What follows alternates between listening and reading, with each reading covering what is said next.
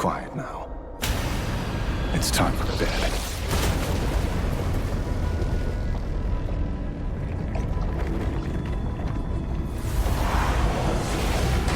After receiving an invitation from Jade's Anti-Destruction Alliance, the Astral Express set its course for Himiko's homeland, the world from which the Express set off again after its fall. Plain Arcadia. In this world blessed by the elation, there exists the Phantasmoon Games. Wearing ancient masks of the elation, 8 chosen participants strive to create miracles that moves the hearts and souls of Plain Arcadia's people, hoping to share in the power of the Aeon. Having managed this world for many years, the IPC seeks to profit by controlling this Aeonic game. In response, the Astral Express, too, has decided to enter the fray. Meanwhile, General Yao Guang, the Xianzhou envoy to the Anti-Destruction Alliance, foresaw through divination the great crisis looming over Plain Arcadia. In her reading, the Stellaron hunter Blade, who had arrived for the Phantasmoon Games, would become the source of this impending catastrophe. To uncover the truth behind the coming apocalypse, Yao Guang seized a mask of elation meant for the Stellaron hunters and placed it upon Sunday's face. Thus, due to this unexpected turn of events, Sunday was made a participant in the games. Meanwhile, we journeyed to the school tied to Himiko's family in search of the mask of elation that had once belonged to her.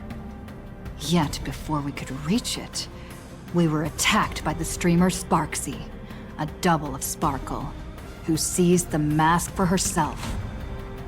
After seeing through the illusion, I encountered a mysterious girl named Evanesia in the school's archive room. With her help, I obtained another mask of her own creation, and thus became a supplicant of the Phantasmoon Games. To defeat supplicant Sparksy, we ventured deep into the Fool's base of operations, the World's End Tavern, and later returned to the school to overcome her. In doing so, we achieved the first miracle of the Phantasmoon Games. The Express hero defeats the villain, spreading the virus. Yet, at the close of the supplicant's first battle, greater mysteries emerged. A stranger appeared, claiming himself to be Himiko's father, and revealed a long-buried tale. 15 years ago, during the Phantasmoon Games, someone known as the Herald of Death went on a murderous rampage.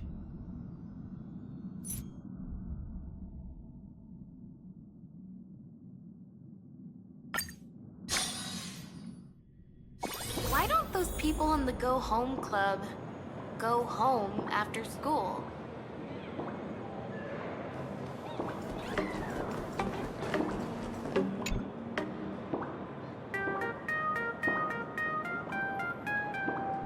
Miss March, please, look straight into my eyes. Just like that. Perfect. Now, I'll need you to repeat these next few lines after me, and do so in the same tone of voice. Okay. The sky is blue, not a dazzling display of sparks. The sky is blue, not a dazzling display of sparks. Though dazzling sparks may light up the night sky, they can never outshine the eternal silence of stars. Are you kidding? That's one sentence? Okay, though dazzling sparks may light up the night sky, they can never outshine the eternal silence of stars? Very good. Very good. The internet is both an umbilical cord and a waste duct for the mind, through which humanity's thirst for elation gave birth to the twisted Sparksy. Whoa there! That's a bit much. Maybe she can be the one to say it?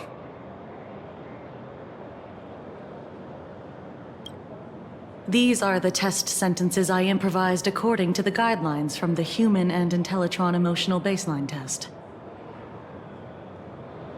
I carefully observe the subject's micro-expressions and tone changes at the moment they say the name Sparksy, to check if they are infected by a mimetic virus.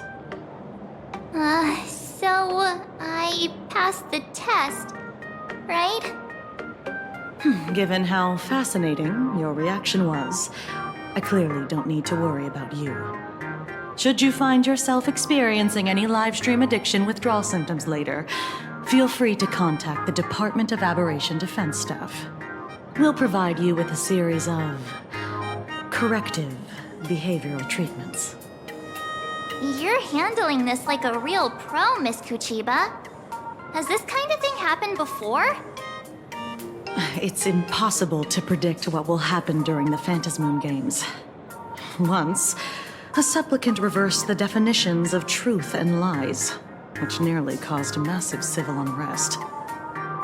After that incident, we incorporated mimetic treatment into the Department of Aberration Defense's emergency safety protocols. Sparksy Khan didn't cause any casualties this time. But if your partner hadn't stopped Sparksy from spreading the virus, she might have turned into a calamity-level aberration.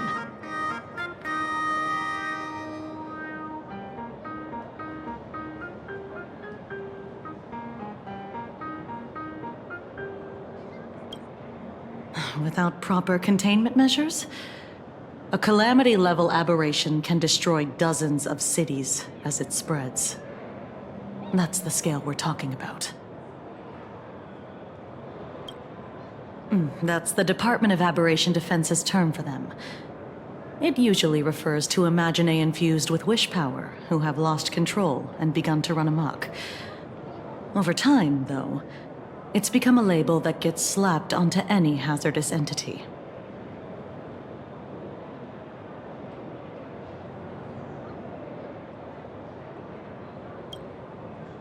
You? An aberration? What are you talking about? Though, I gotta say, you do look pretty weird with that mask on. Don't tell me you're a Cosmicon collective player. The Department of Aberration Defense's hazard ratings are nothing like the power ratings in some card game. Right then, that's all for the required checkup. If you're interested in aberration calamity threat levels and how they're classified, you might want to take a look at this document. However, do bear in mind that causing damage of the aforementioned scale during the Phantasmoon Games will cause you to be classified as an aberration and dealt with accordingly.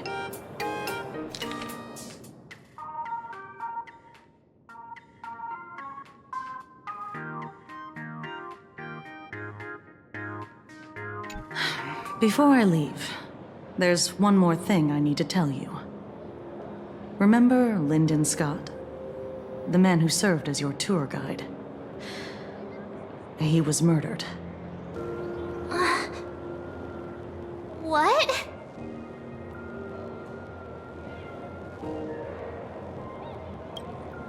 Yeah, the Scott we knew was, a really tenacious opponent. We're sure. Both the ID and genetic information of the deceased match that of Mr. Scott's. You said he was once your opponent?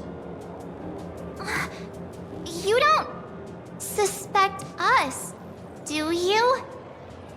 I wouldn't exactly call Scott a friend, but we'd never do anything like that to him. Easy there, young lady. I haven't even started asking questions yet. Of course, there's no way the renowned heroes of the Express would harm some lowly IPC employee simply because they had a problem with him. More importantly, both of you have solid alibis. The initial results of our investigation suggest his murder might be connected to the Phantasmoon games. I'm informing you both of this to warn you to be extremely careful. The Phantasmoon games are far from a simple game intended for passing the time or relaxation. Anyway, I wish you success. Farewell. Scott. Could he actually... I just can't believe it! But it was Miss Kuchiba who told us, so... it must be true. So, the Phantasmoon games. Pretty frightening, huh? What's your take?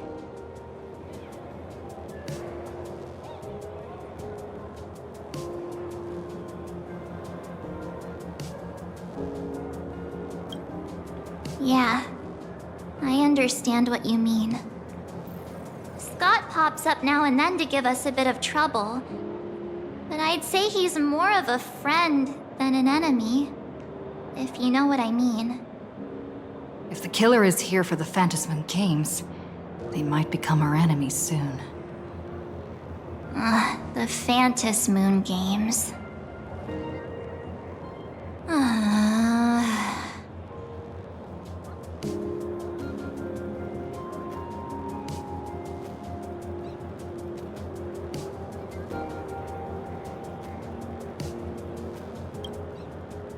Good thing Himeko entrusted this mission to the two of us.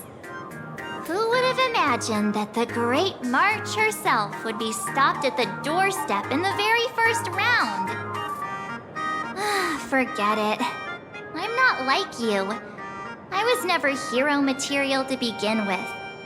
Normally my hands can't even keep up with my brain when I play video games. You're definitely the right person for the Phantasmoon games. It's just such a shame. We finally get a chance to vacation in Himeko's hometown. And I thought we'd make some happy memories together. But...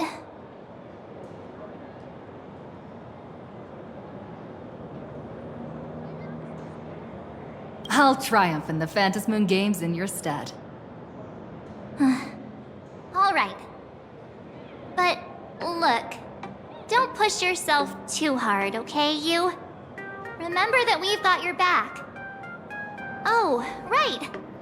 Where are Himeko and Mr. Yang? They must be getting examined and interrogated too, right? Why don't you send Mr. Yang a message?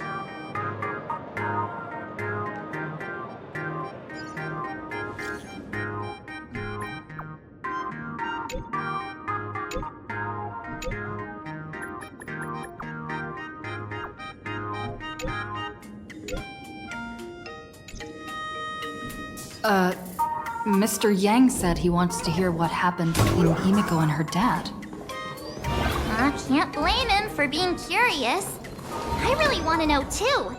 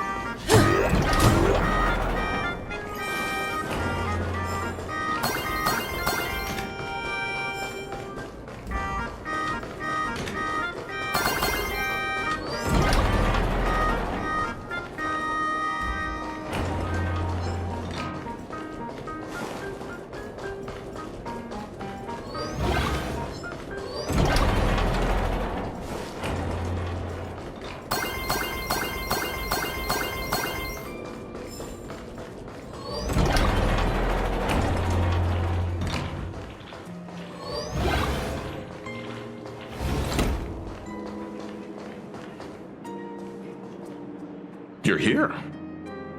Himeko hasn't mentioned her father at all in the time since I've boarded. So, what is going on between them? As you were the only one with her at the time, You're the only one I can ask. Yeah, it really threw me for a sec when you said Himeko's father. But when you think about it, it's only natural that Himeko has a father, right? Not everyone's like me, thawed out of an ice block.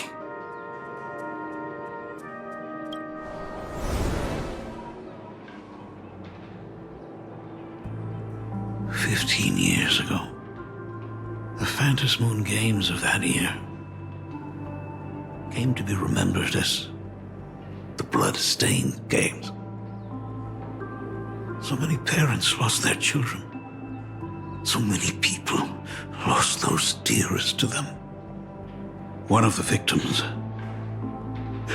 was my very own daughter. Upon my return, I stood before the grave where she was laid to rest. Her name was Himeko. So, this lady who bears her name, who exactly are you? 15 years ago, when I made up my mind to join this Phantom Moon Games, my father wasn't with me. Even as I fought for my life against the Herald of Death, my father was still off somewhere, wandering the cosmos. Strictly speaking, ever since I can remember, his presence in my life has been as thin as the air in space. So, I would ask you, who bears his name, who exactly are you? Well, look at you. What are you getting so worked up over? Just a joke. A joke. It's been 15 years after all, and you've grown into such a fine young lady. How could you expect your old man to recognize you right off the bat? So, what's with that gravestone I saw with your name on it then? When you don't know if you'll live to see tomorrow, there's nothing strange about getting your affairs in order in advance, is there, Mr. Ryusuke? Mr. Ryusuke? How could you be so formal with your own father? At least call me Dad like you used to, okay?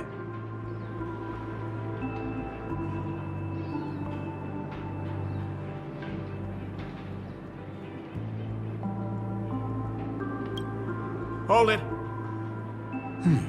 And you are... Don't tell me.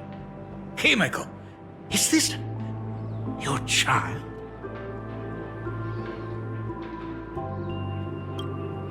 Oh, could you please stop making things worse?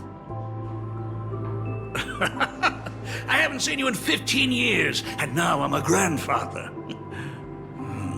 Wait. Who's the father? That's enough! You are looking at my colleague, a new generation of Trailblazer, my friend and my companion on the Astral Express. Do you understand now, Father? You hear that?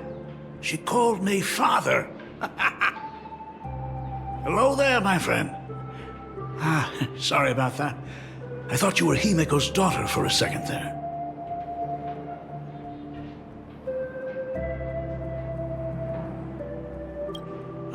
You must forgive me. I'm just an old-timer who's lost touch with the times. I'm a painter. Most of my work involves traveling to different segmenta to complete commissions for my clients. Himeko. I know I've let too many chances to spend time with you slip away. Just slip away?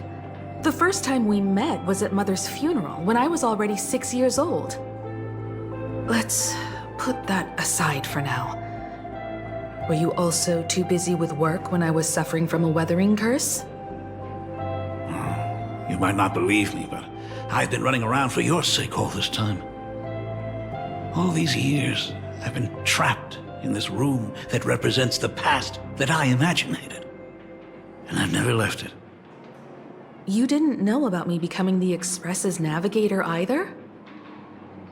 15 years. The Express never stopped here once. You didn't even leave behind so much as a single word to indicate you were still alive. And the Department of Aberration Defense completely sealed off all records of what happened during those Phantom Moon games. I did hear many rumors about the Astral Express, though. I even saw the navigator's name. At first, I thought it was just someone else with the same name. And even when curiosity drove me to look up your picture, I still didn't dare believe that the woman so full of poise and grace was my daughter. She'd grown up safe, becoming a living legend in her own right. I thought about contacting the Express, but what if their navigator was just someone who happened to share the same name? I've been clinging to an absurd notion that if I never sought the answer, there was still a 50-50 chance my daughter was still alive. But if I found the answer, and it was no, then she would truly be dead. So, Himiko, how did you... I'd rather not tarry here too long. I'll be taking my leave now, Dean. The Express has defeated the supplicant that occupied this school and prevented another tragedy like the one 15 years ago. Now it's time for you to fulfill the duties you failed in back then. Go comfort those students, and see if you can't figure out how to deal with the media bombardment while you're at it.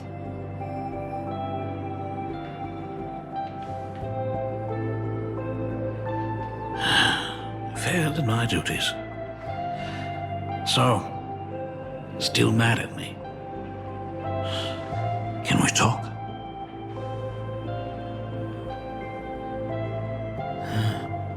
Sorry, kid. This might be a bit abrupt, but... has Himiko ever mentioned her surname to you?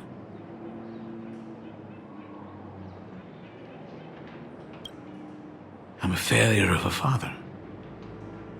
I broke her heart. But what exactly happened 15 years ago? I can't believe it. She actually survived the weathering curse.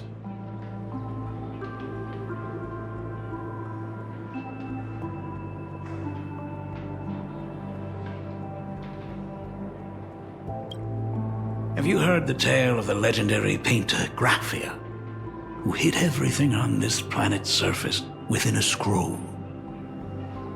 It is said that to achieve such a monumental feat, she made a forbidden exchange, sacrificing both her own life and that of her descendants, resulting in the weathering curse.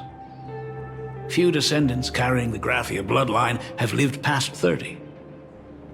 Most of them wither like flowers while they're still young, skin cracking and peeling like dried paint.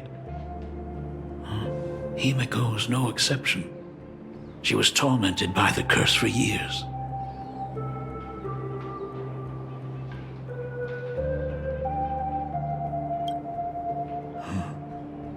What I did doesn't matter anymore.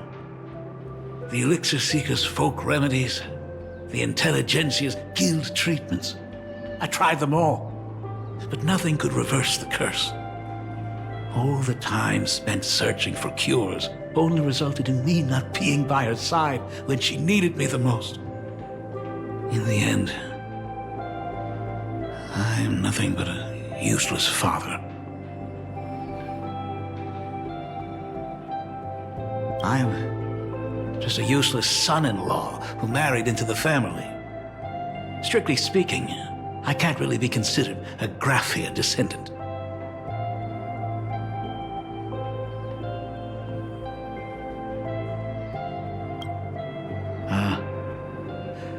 You're right.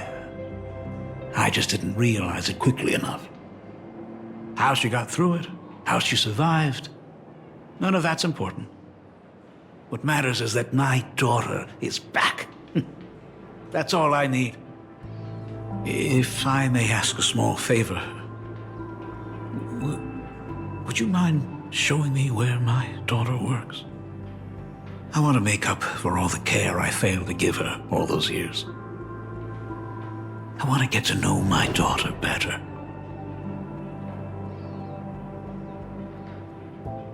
Truly a memorable father-daughter reunion. Brings up some memories of my own home as well. There goes Mr. Yang with that knowing look again. Just what kind of parent-child relationship are we talking about anyway? When I was a child, my parents were also always busy with work and were unable to spare a moment for me. As a child, I couldn't help but feel resentful. It wasn't until I became a father myself that I understood how they felt when they were forced to sacrifice the time we could have spent together. So, did you already promise to give Mr. Ryusuke a tour of the Express?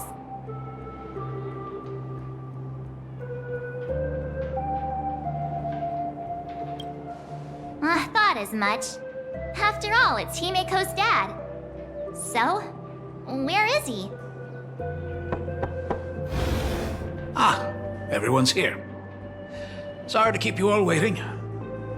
I'm truly grateful to all of you for looking after my daughter. Not at all. She's the one who's been taking care of us.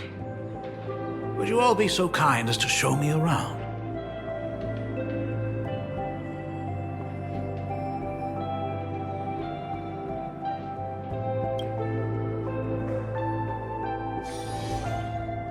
So, this is the Astral Express. Really lives up to its reputation. It's even more impressive than I imagined. As to be expected, of course, huh? It's the place where my daughter works. By the way, what's the pay like for a navigator? Does a position come with insurance and an annual bonus? Talk about parental love. First thing out of his mouth is asking about her salary. Like I'd have a clue. Help! A little backup here?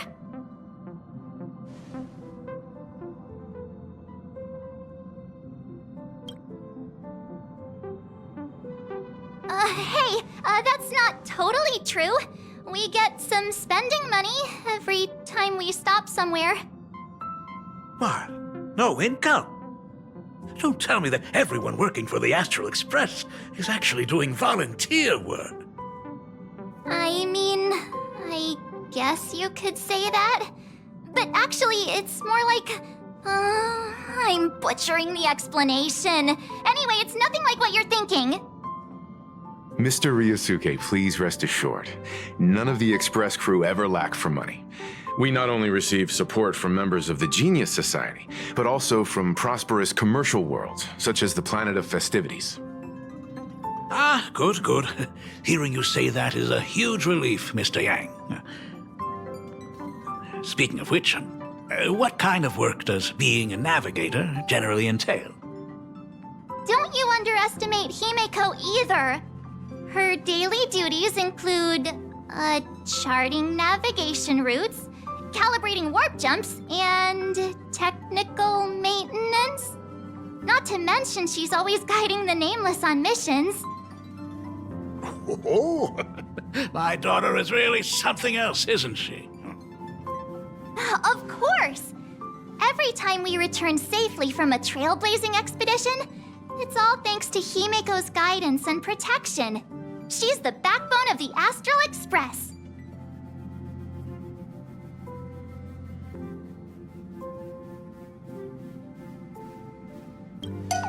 Hey, come on! You're just trying to stir up trouble. If Himeko's the backbone of the Express, then our conductor is the absolute cutest and hardest working of all. Right, Pom Pom?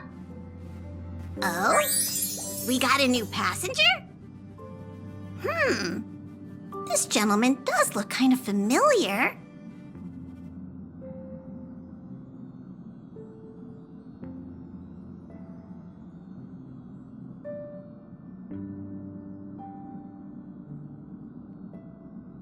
No wonder he felt so familiar. How are you, Mr. Ryusuke? Conductor? Oh. So you must be my daughter's superior, huh? Well, thank you for taking such good care of her all this time. Superior? That's way too formal. It's Himiko who's been taking care of the Express and everyone on it. He's... What is he doing on the Express? It's all my fault. I was just curious about your daily work, so I asked your colleagues to show me around, and I know I didn't ask your permission first. Just please don't be mad, Himiko. Mad? Why would I be mad? Mr. Ryusuke, welcome aboard the Astral Express. Is there anything else you'd like to see? I can show you around. Well, I know you'd rather keep your distance from your good-for-nothing father. You're on a journey, and it's rude of me to barge in like this. But it's been way too long since we last saw each other. As your father, I want to get to know you better. Make up for all the time we've lost. At least while you're staying here. Please allow me to show you some of the fatherly care and devotion I owe you. Will you? Excuse me?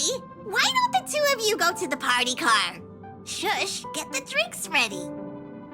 Shush. All right. I'll go make some tea. That's just our domestic robot's name. Come on, Father. People are resting here. Let's not disturb them. Oh, and, come with us.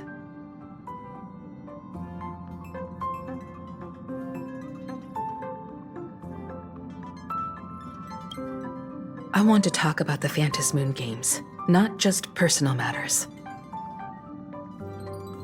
They left. Whoa. That's the first time I've seen Himeko be that cold to anyone.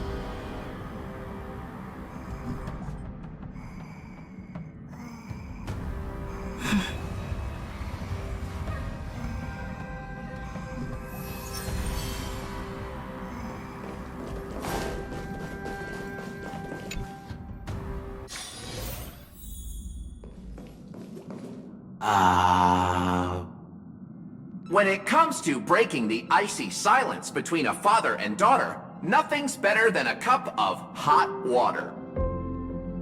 The person who drinks it will yelp, "Hot!" and be immediately met with a concerned, "How could you be so careless?" from the other party. And just like that, the conversation starts flowing. Friendly reminder, that is not a joke, but a practical ice-breaking tip.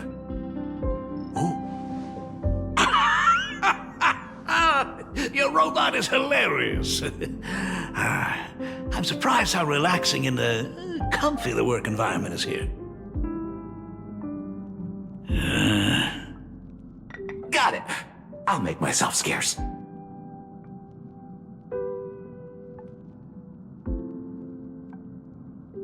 Being a nameless is neither relaxing nor comfy.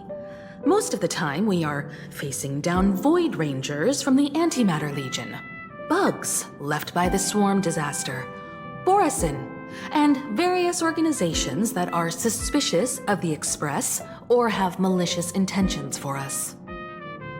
That dangerous? Huh.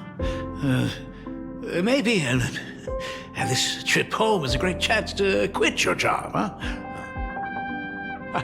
Talk about coincidence. Just so happens I'm getting on in years. And Graphia Academy is in need of a new dean.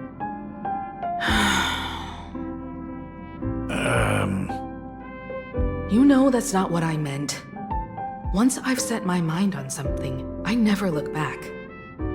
Ever since I was 6, when you told me those stories about traveling through the cosmos, I knew that someday I would walk among the stars. Actually, I was just kidding.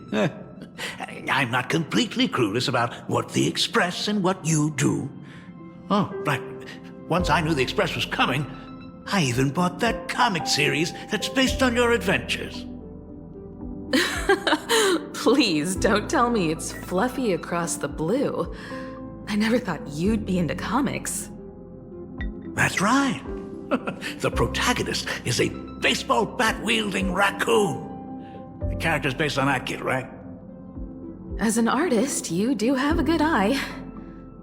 Come over here. Thanks for giving us some time alone.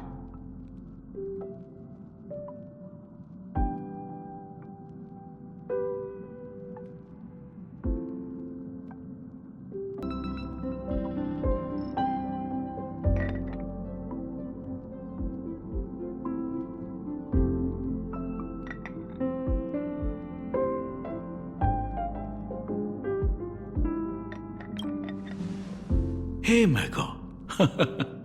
That's the first time I've seen you smile since I've seen you this time. So, what brought you back home this time? What's the story behind our lucky meeting? Like I said before, we're here for the Phantasmoon Games. So, the Phantasmoon Games 15 years ago were the reason you were able to overcome the Weathering Curse? Indeed. I see. That makes sense. For those of us who haven't experienced the Ionic game firsthand, it's just something from the history books, or even akin to a myth. But I never imagined that the Ionic game would turn into a blood sacrifice overnight. The Herald of Death was a heartless madman. If I hadn't defeated him then, all of Duomension City would have become his slaughterhouse. During the first few years of my journey, I relived that evening every single night in my dreams. The color of that twilight, painted with blood. So much blood, blended with terror and screams. The victims were twisted like clay into grotesque shapes, like paint tubes that had been snapped, one after the other. And that man, he reveled in the colors splattered everywhere and wanted the whole world to be his canvas.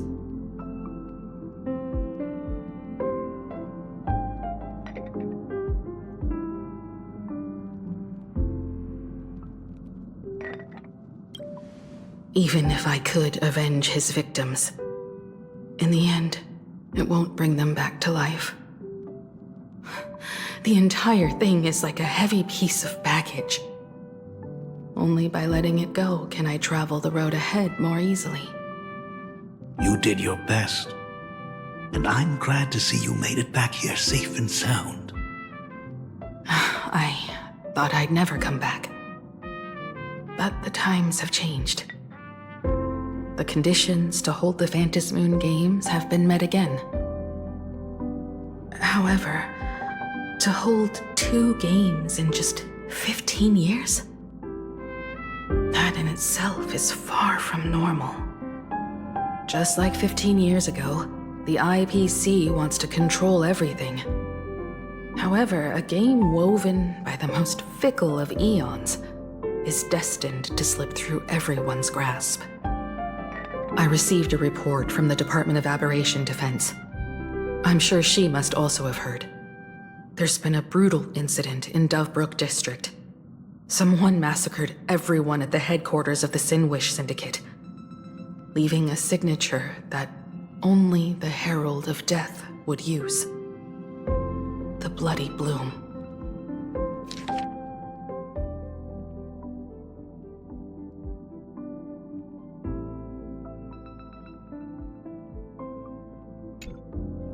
What? The Herald of Death is still alive?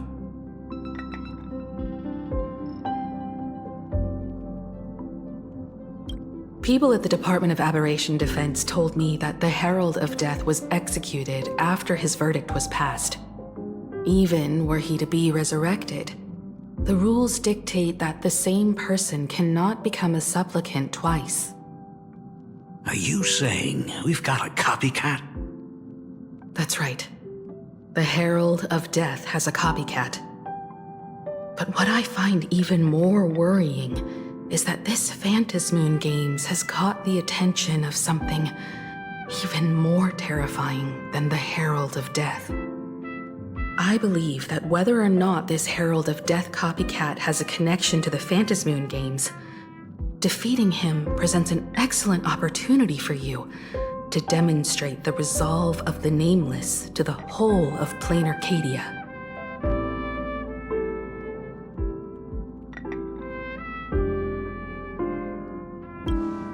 Exactly.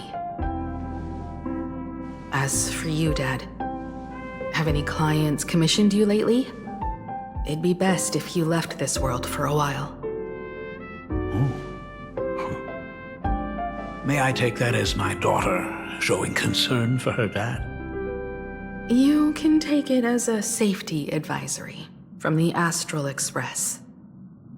Also, as she has already become a supplicant and joined the Phantasmoon Games, she will have my full support.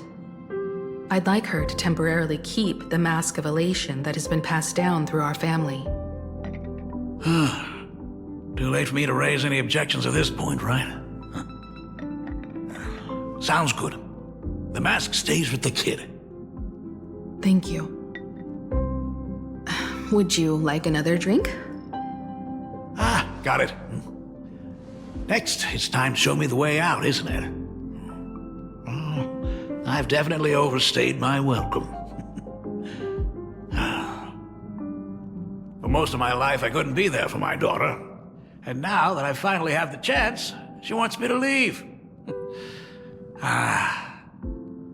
In that case, I ought to be on my way.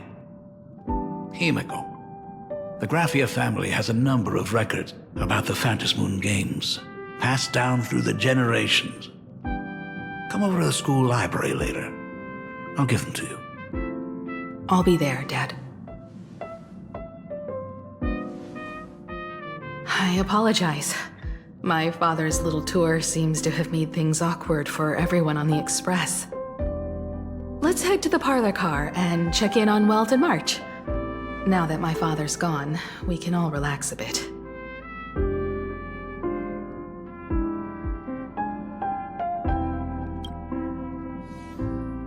Has Mr. Ryosuke left? Yes. I told him to head home for now. After all, what is going on with the Phantasmoon Games has nothing to do with him. I'm really sorry, everyone, for bringing my personal family matters onto the Express. Not at all. Mr. Ryusuke is your family. And that makes him part of our family too. And the most important thing for family is to be together. So he's welcome to drop by anytime. Madame Pearl sent a message to the Express just now, inviting our supplicant to a meeting. She'll have a private car waiting for us.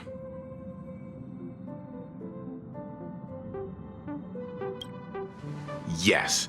The meeting won't be held in some stuffy, formal reception room. She would like us to visit and tour the headquarters of a company under her name instead. Himiko, you know about Pearlux Corp, right? Of course. It's the biggest entertainment conglomerate in Plain Arcadia. Entertainment company? That's right. Pearlux Corp is a titan, dominating the entertainment consumer market, including cartoons, comics, games, toys, and the like. They've cornered half the market. Oh, so that's where the Pearl in Pearlux comes from. It's a play on her name. Did Pearl mention what she wanted to talk about? She didn't say much, but she specifically mentioned wanting to discuss the developments regarding the Phantasmoon Games, and that she could provide us with a bit of help. Helping her opponents in the Eonic game? Oh, looks like she realizes we are all in the same boat. Perhaps she has also realized that the Phantom Moon games cannot be artificially manipulated. We may be able to get a clearer picture of Pearl's intentions after we meet with her.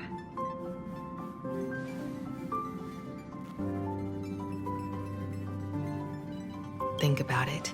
You've already crossed paths with key figures from numerous factions, and even built rapport with some. You're already a capable Nameless who can more than hold your own. Though she holds a high administrative position on this planet, do not forget, she is also one of the 10 Stonehearts. You've already dealt with Aventurine on numerous occasions, so you should have ample experience handling members of the 10 Stonehearts. Hey, don't worry. If things do get messy, yours truly is here to save the day. Looks like March wants to visit too. I'm just trying to look out for her here. Even if things do go sideways, Pearl wouldn't dare get mad at two adorable young ladies like us, right? Well then, I'll leave this meeting to you two. Aren't you coming with us, Himeko? I'd like to talk with my father. Didn't he say he would hand over the records about the Phantom Moon games from our family history to me?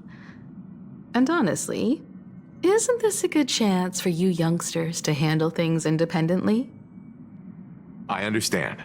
In that case, she, March, and I will be heading out now. Oh, score! A private car! So, where are we getting picked up? You should be familiar with it. It's just under the giant gate next to the AT Plaza. Isn't that where we first met Sparksy? Since we're getting chauffeured there, why not just come straight to us?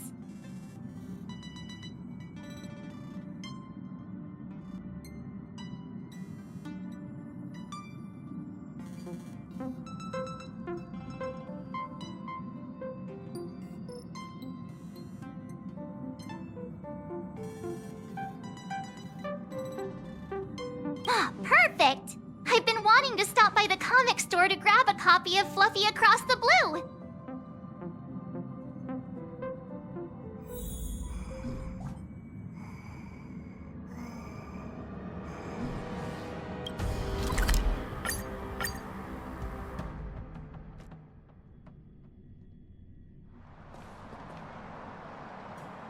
Look! There's a convenience store! Mind if I grab a copy of Fluffy Across the Blue while we're waiting? Is that the comic based on the Express's adventures? The author sure knows how to tap into what's trending. The best part is that the author drew all of us as adorable little animals. Totally fits our personas, don't you think? Right back at ya, baseball raccoon. In fact, it was recently announced that the Fluffy is getting an animated adaptation, and the copyright for it is currently held by Pearlux Corp. It's a super memorable comic! No way can I miss getting a copy while I'm here. I promise I won't be long. A couple of minutes, tops. Looks like we got here on the early side. Since coming to this world, I still haven't had a chance to get a street-level view of the city. How about this? We'll meet up under the at the plaza gate in a few minutes. All right. Sounds like a plan. Might as well take a look around then.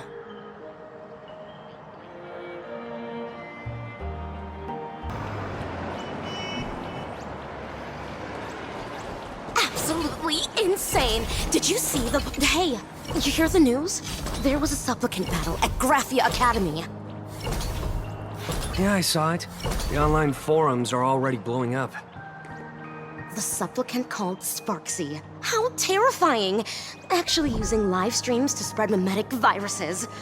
Eons, that's just evil! I can't believe the Department of Aberration Defense is letting someone that dangerous run loose! I heard her livestream got permabanned. Good thing that Nameless from the Astral Express acted so quickly. I wonder what the next supplicant will do.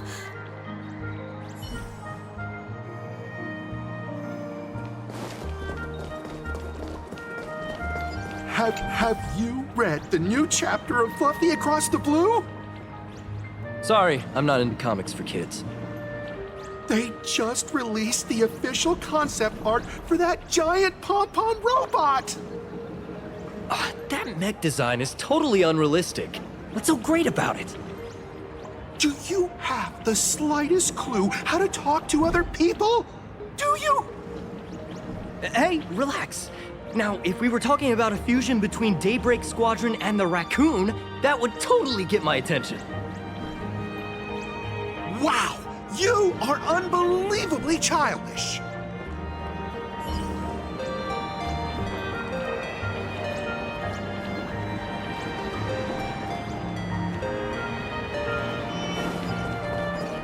Hello there.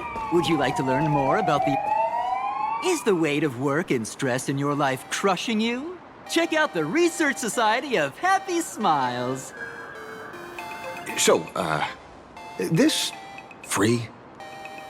Rest assured, the only thing joining our Research Society will cost you is a bit of your precious time. We've set up a venue near Dovebrook, where we offer free psychological counseling and living assistance to all visitors. All our services are provided free of charge. I had a friend who passed away, and he'd mentioned you before. He told me that if I ever ran into trouble, the kind people at the Research Society would help me. Your friend passed away? How terribly sad! But the words he left you have illuminated your path in life. He told me that if I joined the Research Society of Happy Smiles, I could get rid of my suffering forever and be eternally happy. Is that true? Of course it's true. Just look at the society we live in. Everyone's suspicious and dismissive of one another, and willing to take dangerous risks just for a little pleasure, for a thrill. Did you hear about how a streamer took over Graphia Academy and was trying to spread a memetic virus through the internet? And over in Dovebrook, gang violence erupted and left a pile of corpses in its wake. Oh, may the Master of Elation save us all. The Research Society was founded with the sole purpose of healing humanity's incurable inner pain. Following Aha's creed, we aim to spread laughter across the mortal coil and eliminate all suffering.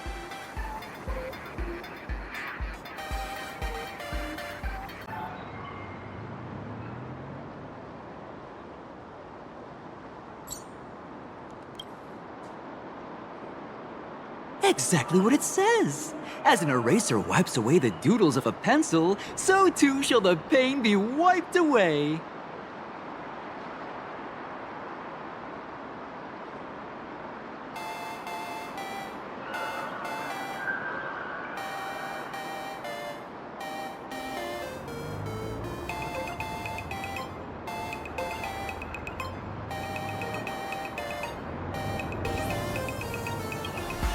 Have either of you heard about the tragedy of the Bloodstained Games 15 years ago? Why, of course you have. You're the Astral Express's superstar. You've even dug up everything there is to know about something that happened over a decade ago. There was an awful accident during the last Phantom Moon Games, and many people lost their loved ones and children. It was as if a hole that could never be filled had been drilled into their hearts, leaving only sorrow to accompany them for the rest of their lives. To escape their suffering, these people who had lost their loved ones gathered together and established a mutual support association.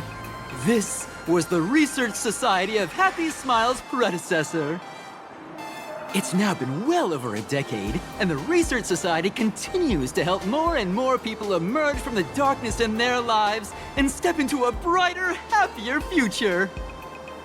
Come to think of it, it would be most wonderful if a distinguished person like yourself were also interested in our Research Society. Should you find yourself with a moment to spare, please come and visit our Mutual Aid Society. Well, if it isn't the Astral Express's superstar. Of course it's you. Looks like we really were bound to run into each other.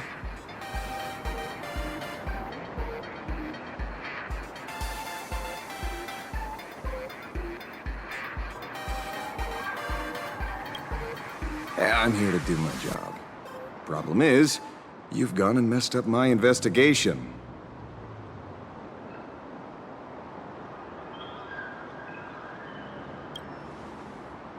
Here I was, pretending to be a broke passerby to infiltrate this shady research society. You should have ignored me, but no, you acted like some approachable celebrity waltzing into a supermarket, hijacking my conversation with their recruiter. Now, with a star like you here, I can't even test the waters anymore. You must have heard about the Sinwish Syndicate killings in Duffbrook, right? The lead I'm following might be connected to this research society of happy smiles. But I'll stop there. Not like you're going to pay for my intel, and none of this is any of your business anyway.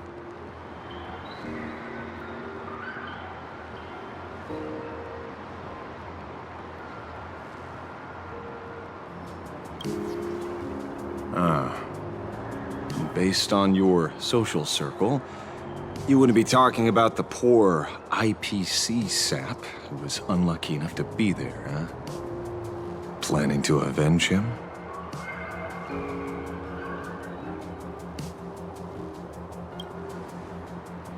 Sharp eyes, Missy. Anyone who messes with someone like you is in for a nasty surprise. Be careful.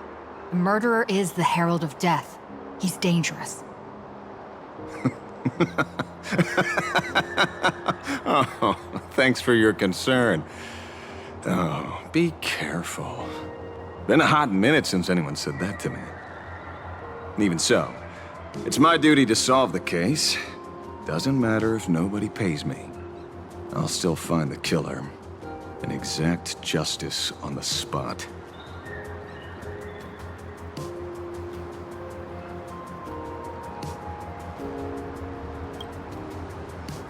Because one of the victims happened to be someone I was on fairly good terms with.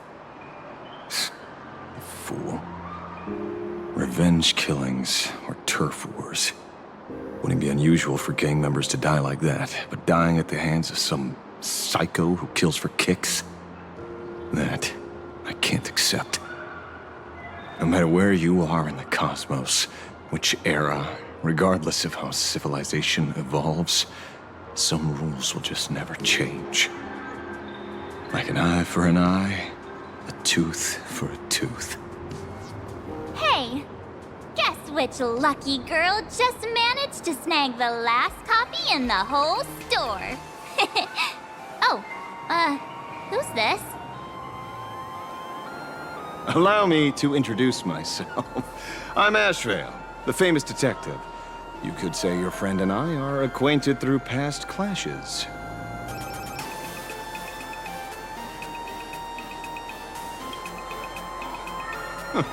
We did have a bit of a clash of opinions back at the tavern, did we not? That's what you meant by clash? Fair enough. First time I've ever heard anyone introduce themselves as a famous detective. Mr. Ashvale? Why are you staring at me? Is there something weird on my face? Young lady, you're holding a copy of Fluffy Across the Blue, right? Would you mind giving it to me? Well, give it to you! This was the last copy in the store, you know. Oh, I see. Of course. I'm not asking you to give it away for free. I'll pay for it. The retail price is 300 credits. I can pay you 10 times sticker price. 3,000 credits. What do you say? Hey, mister, this isn't about the money. Because it was the last one on the shelves. True. The last item in stock is like the final slice of cake on a plate. The last prey animal on the plains never fails to stir our urge to seize it before anyone else. So, 30,000 credits. How about that? That's my final offer. I'm not exactly rolling in money here.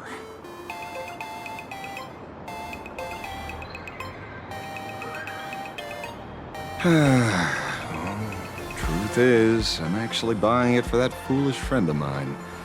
The one who died. Today is his farewell ceremony. I thought I'd buy him his favorite comic to pay my respects. He'd always be rambling on about some raccoon with a baseball bat, and how the journey of the Express would never end, that kind of stuff. I heard those stories so many times, it felt like my ears were gonna fall off. But after all that fuss, I completely missed the chance to buy it. Every store around here is sold out. Oh, that's enough. My poor little heart can't handle sob stories like that. Here, Mr. Ashvale, take the comic. Oh, thank you very much for the comic, young lady. Here's the 30,000 credits, as promised. Oh, I heard you're the real-life inspirations for the characters. Since you're here, could I perhaps trouble you to sign it? Unbelievable. Aww.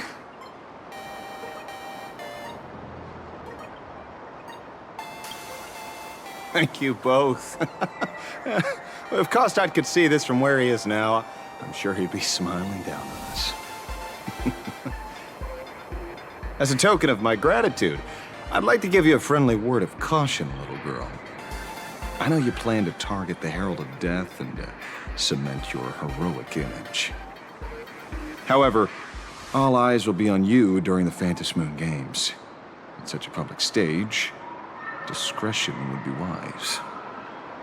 Because when the masses see your magnificent miracles and wield your extraordinary power, fear and jealousy could turn their wish power into wish you ill power at the drop of a hat. Forgive the expression, but you get what I mean. So, whatever plans you might have for this Herald of Death, why not leave the whole messy affair of revenge to someone who couldn't care less about winning or losing? Like me. Just like this comic, I'm dead set on getting him.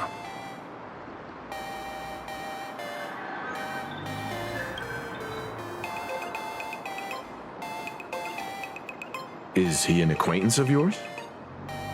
He's just some weird detective who was passing by. It's nearly time for Perlux Corp to pick us up. We should get going.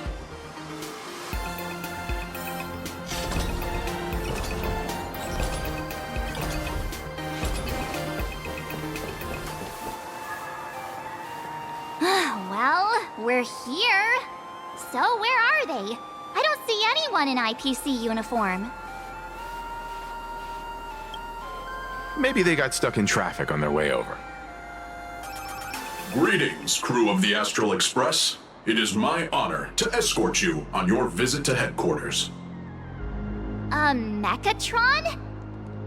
I am guard number 100086, created by Perlux Corp, a security specialist from the business division.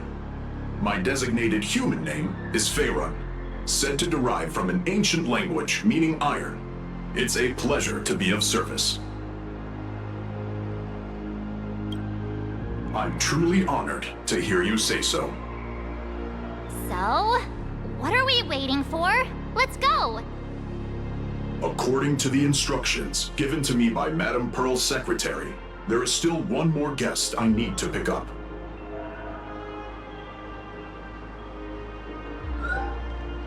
Well, now, how did I not see this coming? Looks like we're going the same way after all. It's you again! Hey, Mechatron, what's the plan? Do we hop into your cockpit, or are you gonna give us all a piggyback while you fly over? Your ride is ready. Please, take your seats, everyone.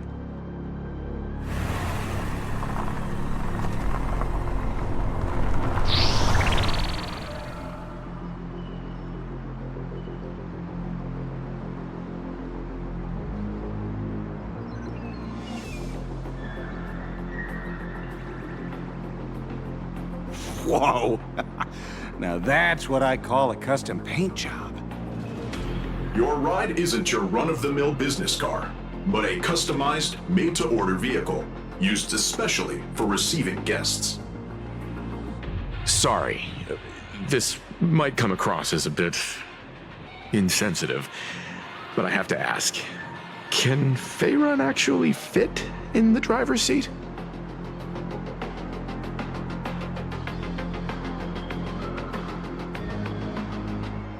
Of course not. I'll be driving and monitoring this vehicle remotely. Please, take your seats.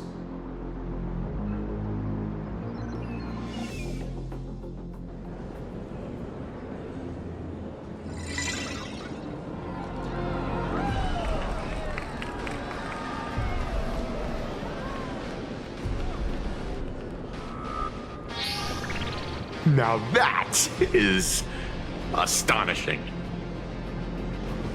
Wow, that's one massive robot!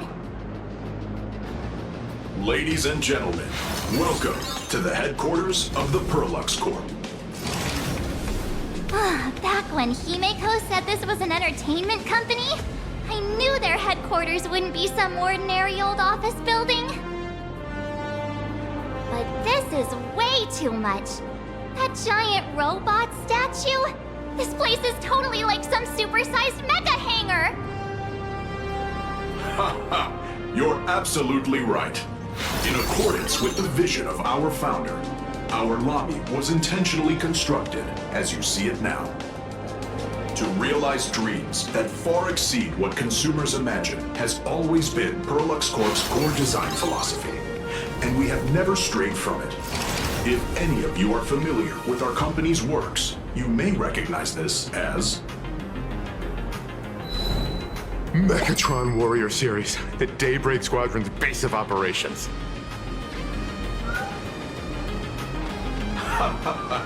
Looks like Mr. Yang here is quite a fan of our company's animated works. Now, Madame Pearl would like to invite everyone from the Astral Express to take a tour before your official meeting begins. She has arranged for a member of our staff to accompany you, so please, wait here a moment. I understand, Mr. Faerun. Thank you for escorting us all this way. Well then, I'll take my leave. This way, Detective.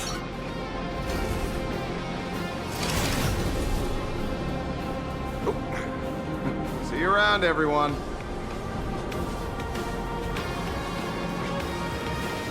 Oh, really? Pearl wants us to look around here before the meeting? That seems kinda weird. Could it be related to her proposed collaboration? Perhaps this is her way of introducing her other identity. It's all good as long as we get a chance to look around. That works for me. Why don't we explore while we wait for our new guide? Mr. Yang! Over here, quick, come on! Looks like March's inner explorer has been awakened again. Let's not wander too far this time, shall we?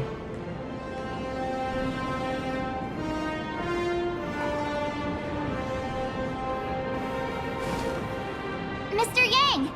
Isn't this your favorite giant robot?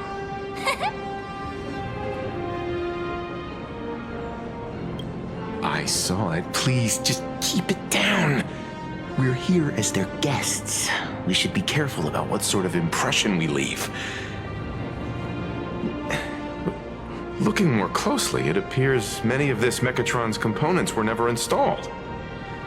Oh, what a shame. I was hoping to see it finished, to see the completed Mechatron. Imagine how it would look in motion. What a glorious sight that would be. Really? In that case, Mr. Yang, let's hear it. Which one's stronger? This giant robot, or that Arahato you designed back when you were an animator? Seeing as we're on someone else's property, comparing robots from different works would be most disrespectful to the creators themselves.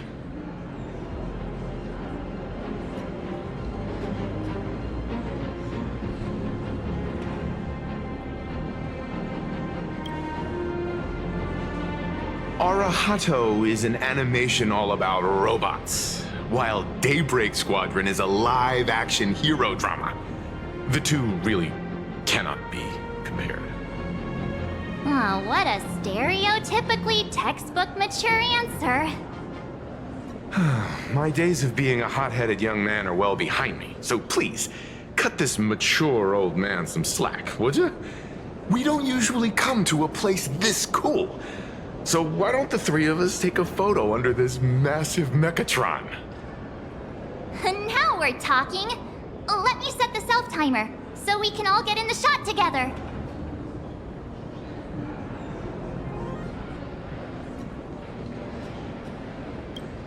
Oh, standing below a huge Mechatron like this is just incredible.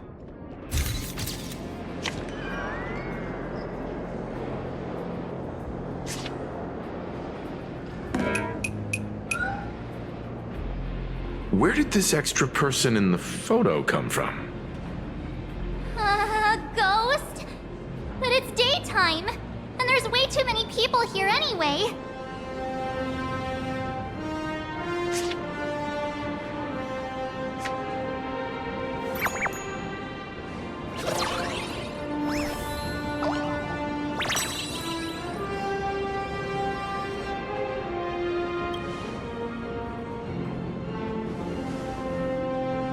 Who are you?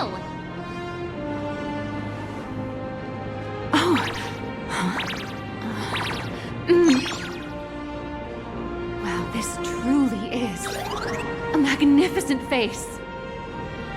Oh, it's nothing like how it looks on the news. Being able to see it up close feels almost surreal.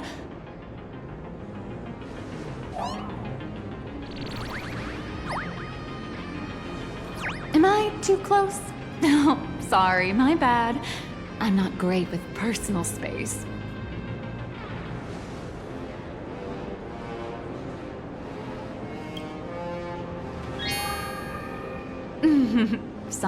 Sorry.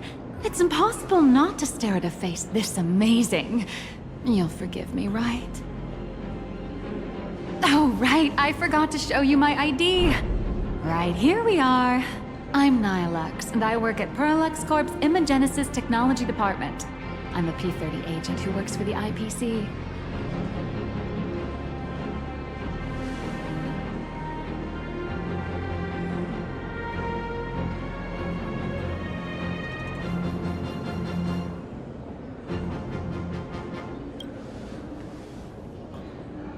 So, what brings you here? Madam Pearl sent me to the lobby to pick you up. All of you are famous super cosmic level heroes whose faces have been all over the news more times than I can count. So of course I recognized you right away and just couldn't help rushing over here to snap a selfie with you. Hope you don't mind. I see. Then, hello, Miss Nihilux. Hello everyone. Starting now, I'll be your tour guide, taking you on a comprehensive and in-depth tour to every single must-visit place in this building. From the Mechatron Imagenesis that managed to pique Mr. Yang's interest, to Miss March's favorite fluffy across the blue merchandise, I'll reveal all the secrets behind our hottest products. Oh, seriously? I can't wait! Of course I'm being serious. If there's anything you want to see, learn about, or even get your hands on along the way, anything at all, just let me know. Why don't we head to the gift shop first? I'll get you all some souvenirs.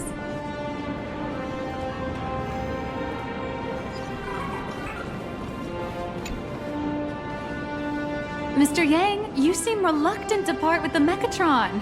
Want to take a few more pictures with it? I'm just curious. When will this giant robot be completed? Here's a little spoiler. That's actually part of today's tour. We'd like to invite the heroes of the Astral Express to help complete this Mechatron statue. Will it be able to move like the other Mechatrons in Plain Arcadia once it's done? Oh, I'm afraid it'll be a bit tricky. You're probably all aware that Mechatrons are imaginae driven by wish power, which means they don't actually have any complex machinery inside them. You know how humans tend to unconsciously imagine inanimate objects as living things that can think and move? It's this empathetic projection that grants wish power to Mechatrons. No, to all imaginae, giving them life.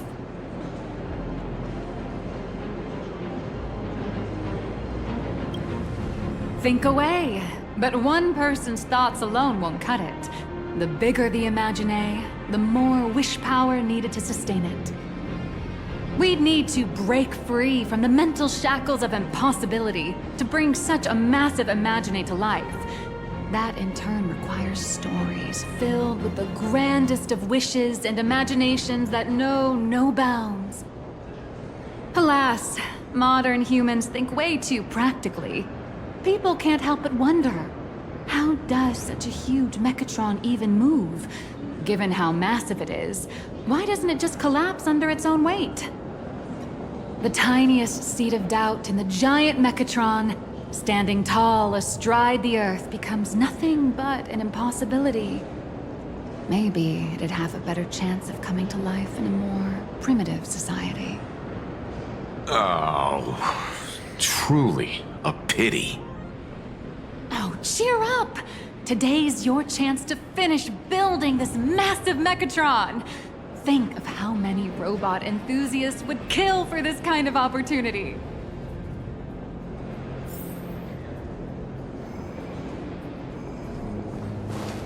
Hang on a sec. Where steel meets metal. There's a saying that goes, dreams of wealth, the heart of a hero, and countless efforts all lead to Perlux Corp. Whether you're a kid or an adult, everyone has their own sweet dreams. Becoming a hero who saves the world from evil forces. Merging with a giant Mechatron to unleash awesome ultimate moves. Yeah! Perlux Corp sells these dreams and makes a killing off of them. If I could have everyone's attention, you can buy models of Perlux Corp's Mechatrons in this area. Among them is the best-selling Daybreak Squadron series. Wow, look at this. It's so intricate. No wonder Mr. Yang's got Mechatrons on the brain. I very much envy the kids here in Plain Arcadia. Back in my day, robot toys were still quite the luxury. Seeing all your eyes light up like that reminded me that I, too, was once young. Back then, there was a stretch when I was so broke that I'd spend ages debating whether to buy a carton of milk from the convenience store. I kept telling myself that I had to work hard so I could get rich someday. So, did you manage to get rich? After years of hard work and hustling, at the very least, I'm no longer young.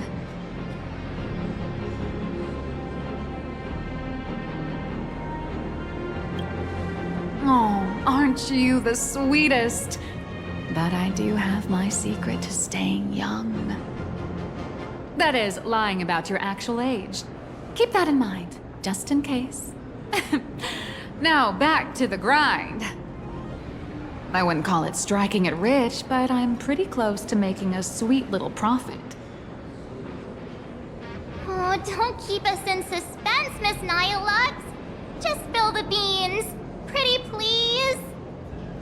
You might not believe this, but I have some friends who've been trying to create a decentralized digital currency to fight against the IPC's credit system. Are these people from Punk Lord? That's right. These people are from the Nomadic Miners faction.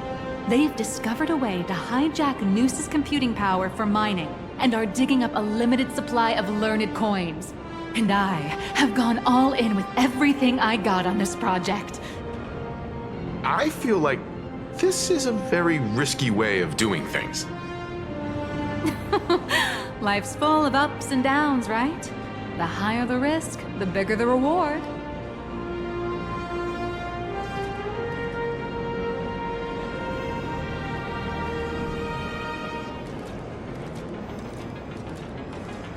You watch Daybreak Squadron too? Hey, wait. This isn't right. Isn't this Pom Pom? Oh, wow! Oh, that's some really fine craftsmanship. This is a toy model of Alloy King Pom Pom, which hasn't been officially released to the market yet. But just you wait. You'll see even cooler toys coming up later.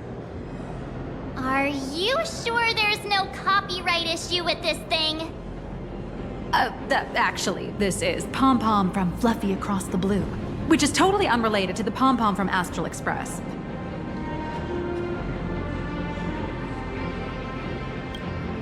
King Pom Pom and Pom Pom are different characters.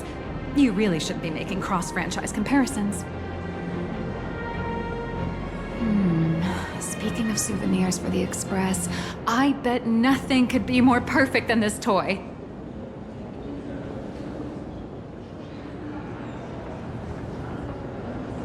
I have a small favor to ask. Would you mind taking a photo with me by that headless Mechatron statue over there? And maybe signing the photo too. I'd love to leave it as a memento for the staff at Perlux Corp. How's that sound? If you're willing, I can pull a few strings and use my access privileges to give you all the gold-plated prototype of the yet-to-be-released King Pom Pom Alloy Armor 999, the only one in the entire universe. Just give it a thought.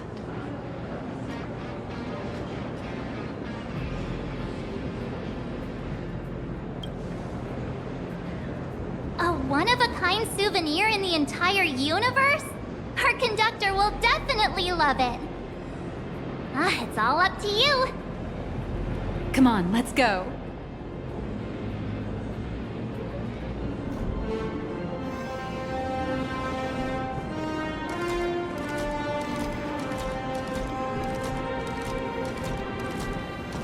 The officially licensed Fluffy.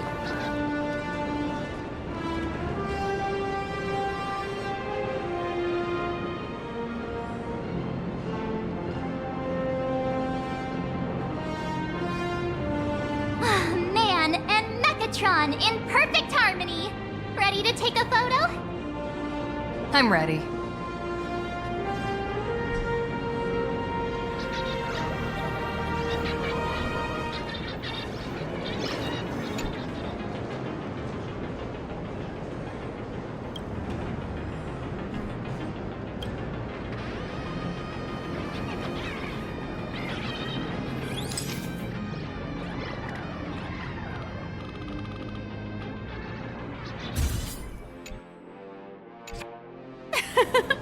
I love this one so much. I suddenly have this selfish urge to keep it all to myself. And don't forget about that exclusive gift you promised. You bet. In fact, I'll throw in a normal edition for each one of you as hush money. Come on, let's head to checkout.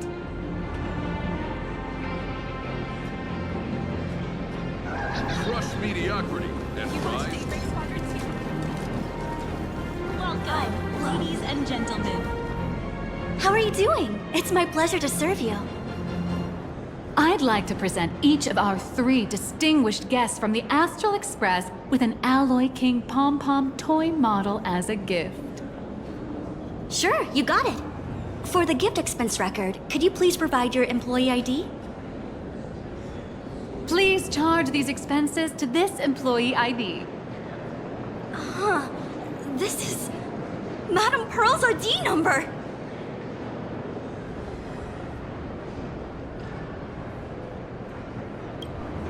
After all, you are esteemed guests invited by Madame Pearl herself. It would only be fitting for the gifts to be presented in her name. I see. Please wait a moment.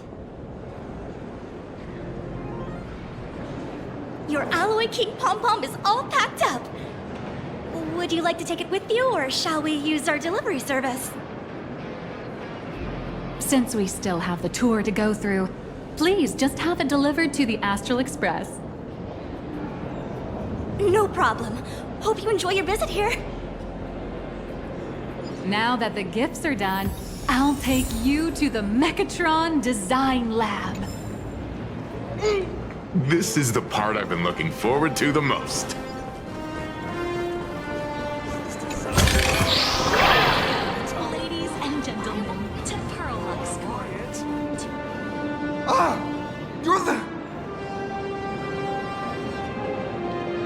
No way! You're Miss Raccoon!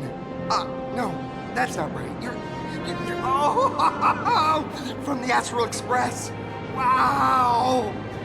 And is Miss March Bunny herself here too? Hi. I actually prefer to be called by my real name, March 7th. This is Mr. Yang. How lucky to meet 3 members of the Express crew at once. I'm a huge fan of you all, especially my senior.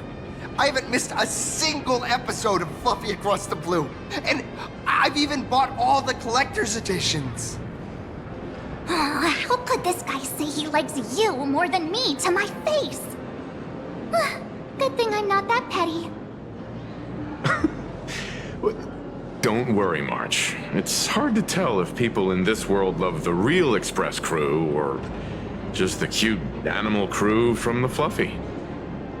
I don't just follow the Fluffy series. I've been keeping tabs on all your adventures in Bellabog, the Cienjo, Penacony, and Emphorius.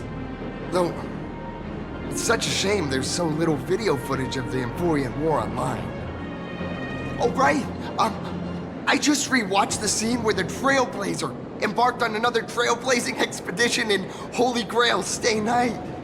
Oh, your speech was so inspiring. Oh, right! I have a precious trash can in my collection at home. If I'd have known I'd meet my senior today, I'd have brought that can with me. Could I ask for your autograph? If that's okay with you. Just sign my clothes, please. I'm never gonna watch this ever again. Oh, you're acting exactly like me from 10 minutes ago, kid. Don't worry, she won't fly away just yet. As for you, you've been chattering away nonstop.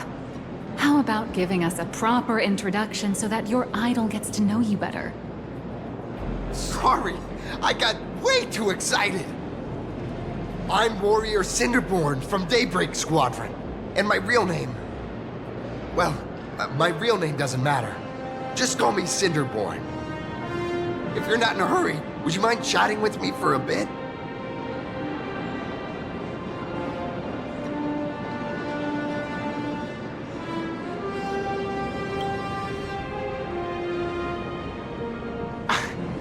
Daybreak Squadron is the most popular superhero drama in Full Wish TV's Mechatron Warrior series, following the story of young heroes fighting alongside Mechatrons against the Shadow Slither to save Plain Arcadia. I never expected Mr. Yang to be so familiar with our story's background. After all, I'm a loyal fan of your show. I'm truly honored.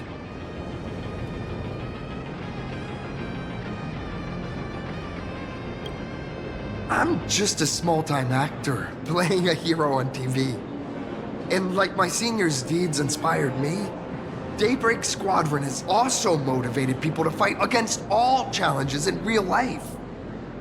Recently, Full Wish TV got approval from the Department of Aberration Defense. So now, the magical Mechatron Daybreak Warriors from the show can operate in reality. My friends and I are just honored to fight alongside the real Bullet Worm.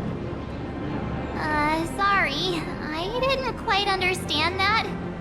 So, are you still an actor or not? How should I put this? My teammates and I are both actors and real masked heroes. Whenever disaster strikes the city or evil threatens citizens, we show up alongside Mechatron warriors to protect everyone.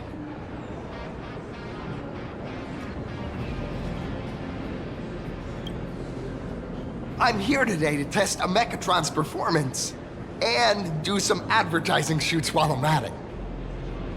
Full Wish TV and Parallax Corp have always been partners. Even the squad's transformation Mechatron is imaginated by Parallax Corp. The more popular Daybreak Squadron's drama becomes, the more wish power flows into the Mechatrons, making the squad shine even brighter in reality. And the more active they are, the better Perlux Corp's model kits sell. It's a perfect, virtuous cycle. Oh, sorry for taking up your precious time with all this chit-chat. If the crew hasn't visited the combat testing area yet, I'd like to volunteer myself as my senior's opponent for the test, if that's all right with you.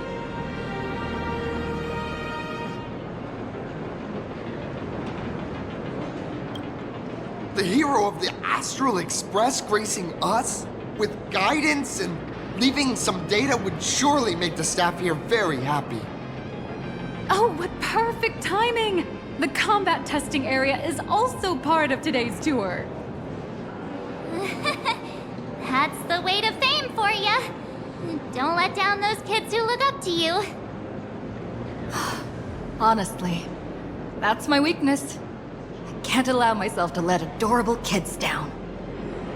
First, have everyone take part in the assembly process for the Mechatron in the control room. Then, using this Mechatron as a template, we'll build a smaller unit for her so she can try out the combat test program. So, follow me, everyone.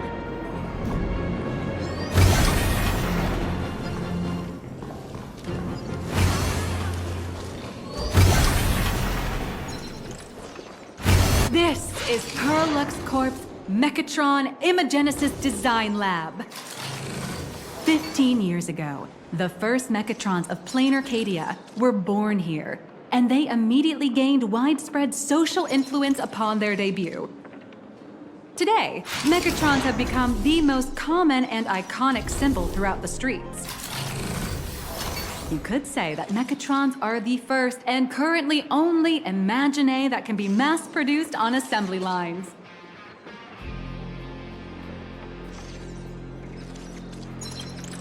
Imagine such as Mechatrons, which can be produced and discontinued at will, are the perfect residents for plain Arcadia, and perhaps the perfect IPC employees too. In some people's eyes, being able to create an infinite army of Mechatrons would be even better. Say, dear guests, do you know what the first step is to creating an Imagine in plain Arcadia?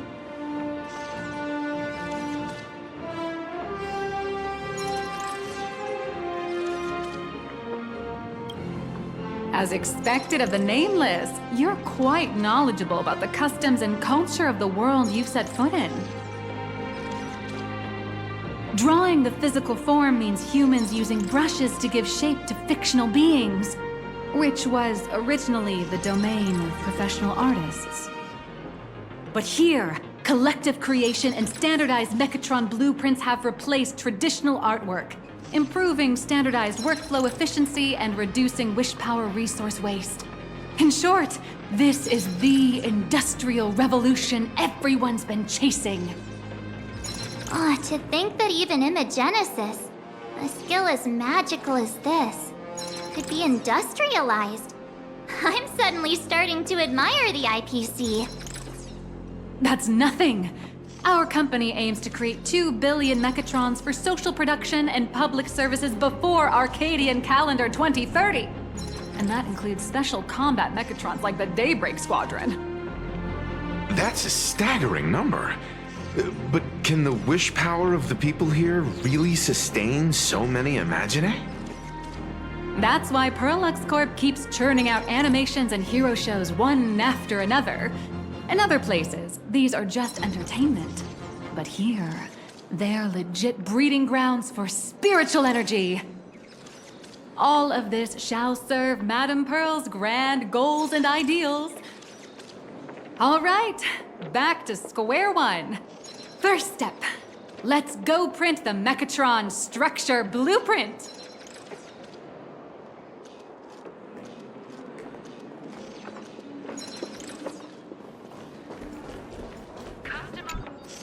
Please adjust the Mechatron design parameters according to your needs. Mechatron assembly blueprint updated. Processing. Printing.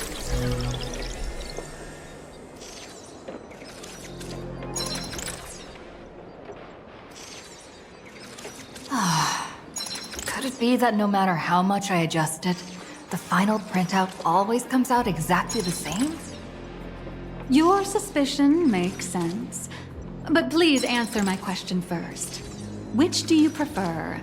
The sense of achievement that comes from hard work, or the convenience of getting things done easily? You got that right.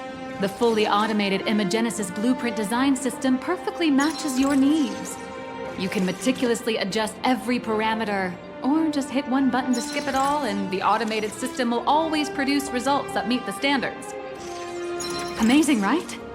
Just like how the inventors on planet Skrullum used to ask themselves, if all their inventions were already pre-recorded in the Supreme Punch Tape, what's the point of inventing in the first place? Printing complete. Please retrieve your blueprints. What you just said is the answer. It's not about the results of creation, but the elation we experience in the process.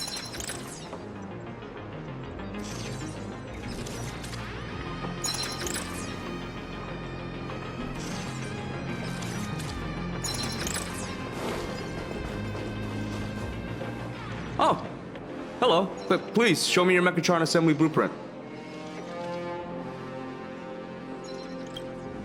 No problem. Blueprint has been recorded. The Mechatron parts are ready to go. Hope you enjoy the experience.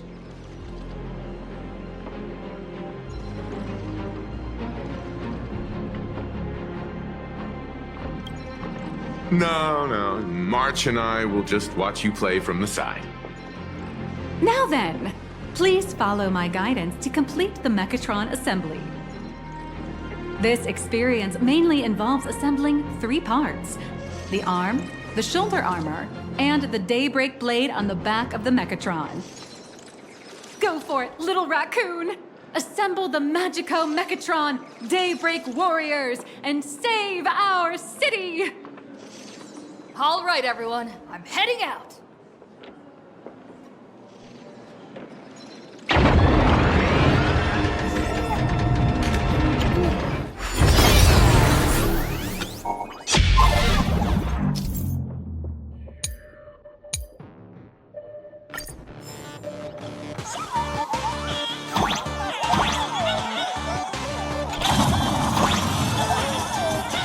The first step of assembly is to remove each part from the frame, one by one. Nippers, hobby knife, sandpaper, sanding stick. Parallax doesn't provide any of these. But don't worry, the explosive device will solve all your problems. Just step on it, bravely. It may look brutal, but it leaves no burn. And that's the magic that we at Parallax Corp are so proud of.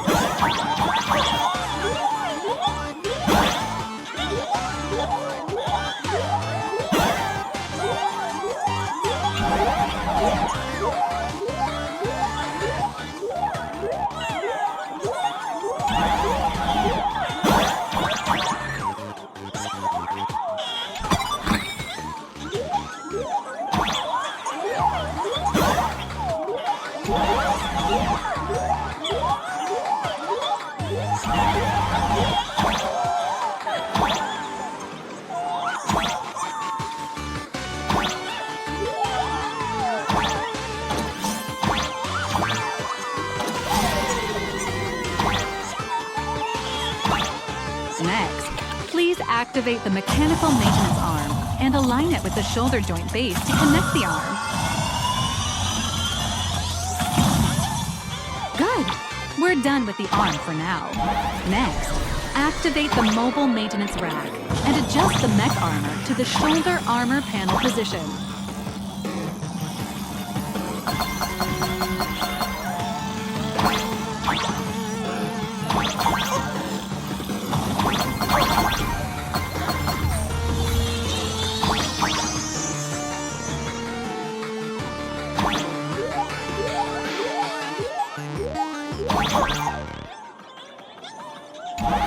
Just like before, the first step is to remove the parts from the frame.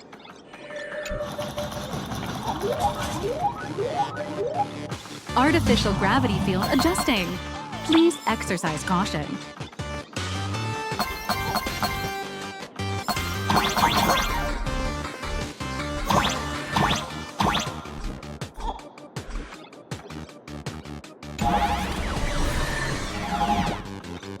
Activate the thruster and push the shoulder armor towards the unit interface.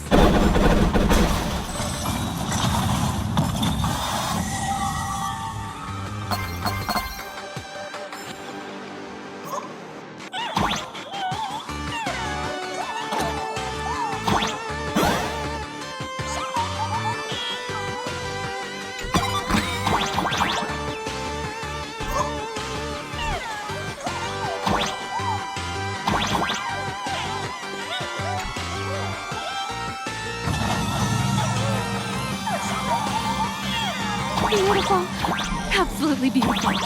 This giant Mechatron is truly the soul of Prolux Corp.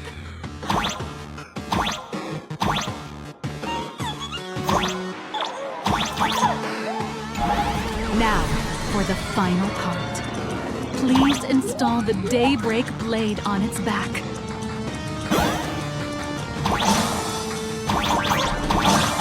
Aim at the mounting point on the back. And fire! Awaken!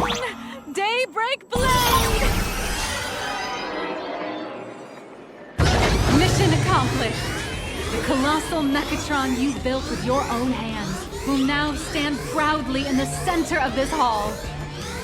The great hero of the Astral Express has graced this place, left behind a blueprint, and even contributed their own inspiration to the completion of the Mechatron statue. Is for the marketing department.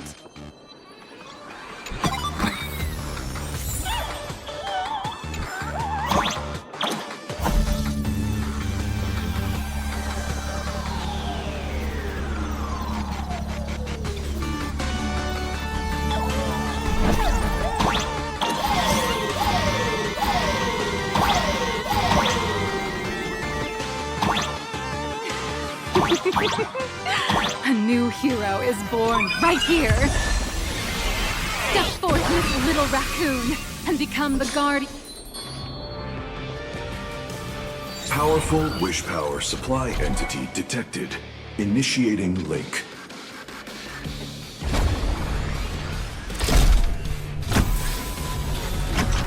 Mechatron synchronization rate 15%. Assembly complete. Could the next step be? That's right. With the completion of the Mechatron assembly, it's time for some heart-pounding combat! Mechatron synchronization rate 39%. 42%. Your little fanboy, Cinderborn, is eagerly awaiting some pointers from you. While we can't power up this big guy, I've printed a small unit. Now it's time to show you how a Mechatron fights.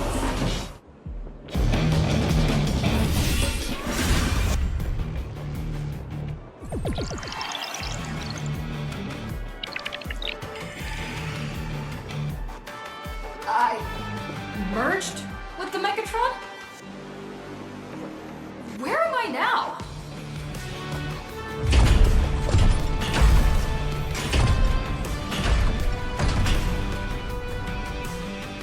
Why, of course. It's the combat testing sandbox. Look, those dazzling colors are like an express train traversing through the stars. Enhanced full body armor, a steadfast shield for the what a powerful strike. That's our hero, Little Raccoon. This strike carries the hope of all citizens.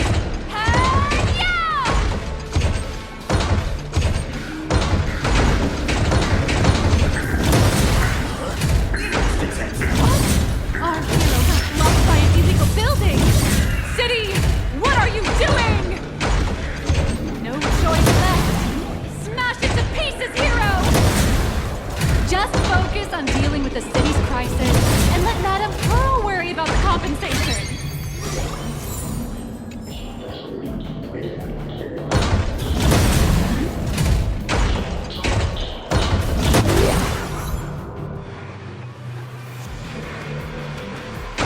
Dimension City has made it through the worst of it! Hero. Do we press on? Or wipe out the monsters entirely?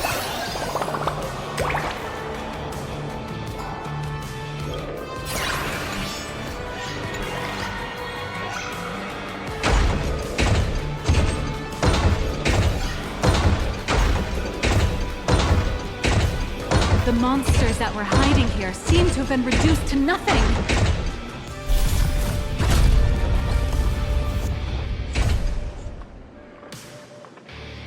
Could it be the one and only Trailblazer of the Astral Express walking towards us?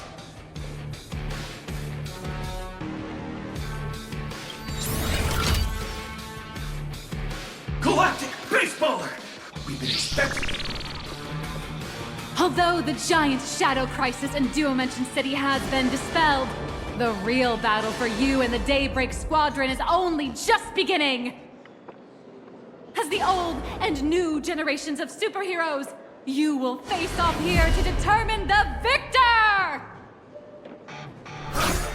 Forged by raging fire, burn away the darkness, the star that set the world ablaze! Blaze Weaver! Slice through the skies, flames of lightning! From the blue heavens descend, Azurling! Ka! Shatter the eternal night, light blazing bright, the radiant bow of hope, Dawn Lance!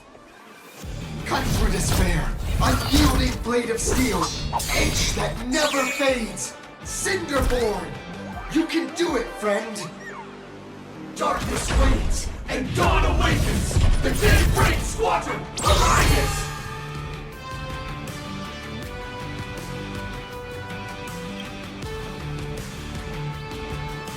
This is an official challenge from the Daybreak Squadron, great hero of the Astral Express. If we defeat you, we hope you'll accept our invitation to become the honorary Phantom 5th member of the Daybreak Squadron and help us safeguard the peace of Planet Arcadia.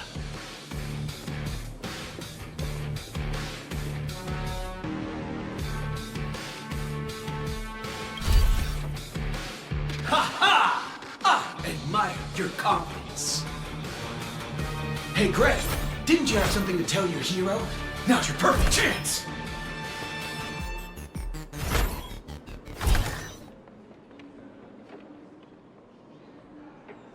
My friend, you know what? Every time I transform into a Mechatron, I imagine I'm you. I think about what you would do when facing danger. It is your adventure stories that give me strength. So I'll give it my all from now on. Please don't hold back.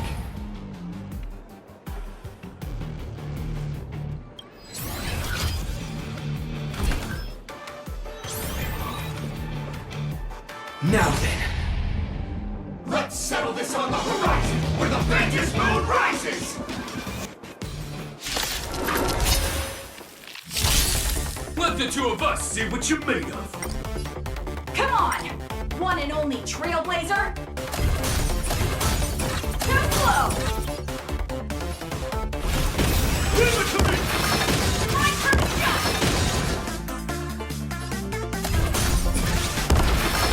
I shall readjust fatality! Where are you hiding? As expected of the Astral Express hero, but so powerful!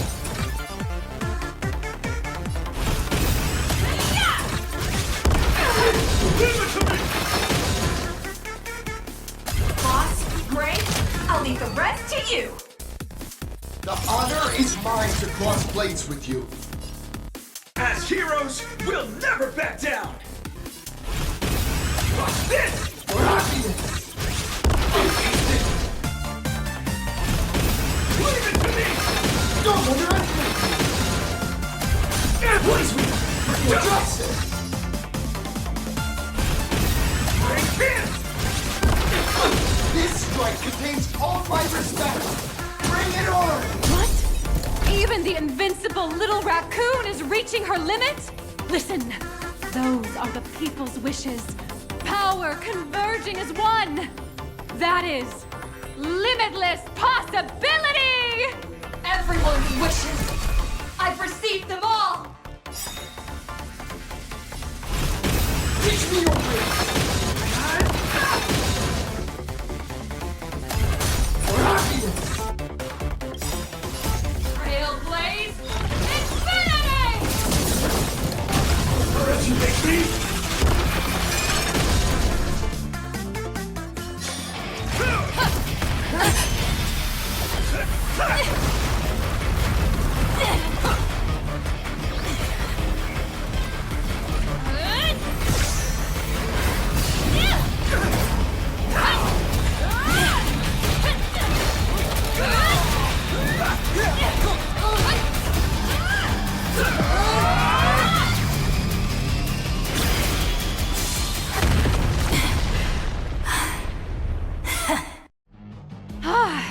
You really got into character.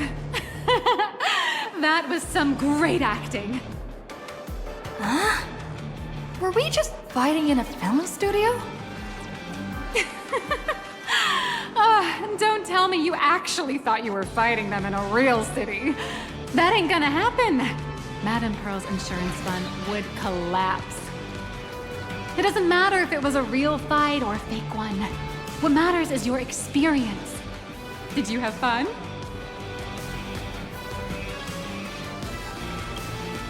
The user gave us a 5-star review. Thank you for your kind feedback. Your satisfaction and approval are our greatest motivators. Looks like the Daybreak Squadron is waiting for you. You gave them quite a combat lesson, it appears. Why don't you go share a few words with those youngsters?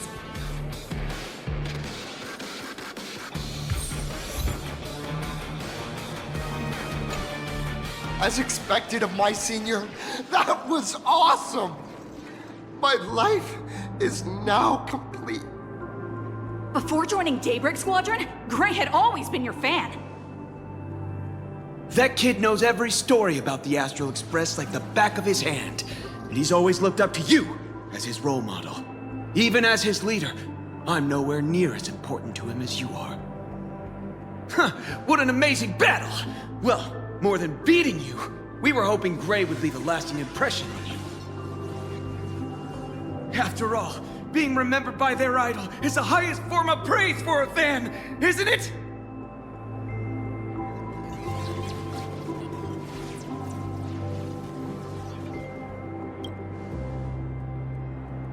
Oh, you bet.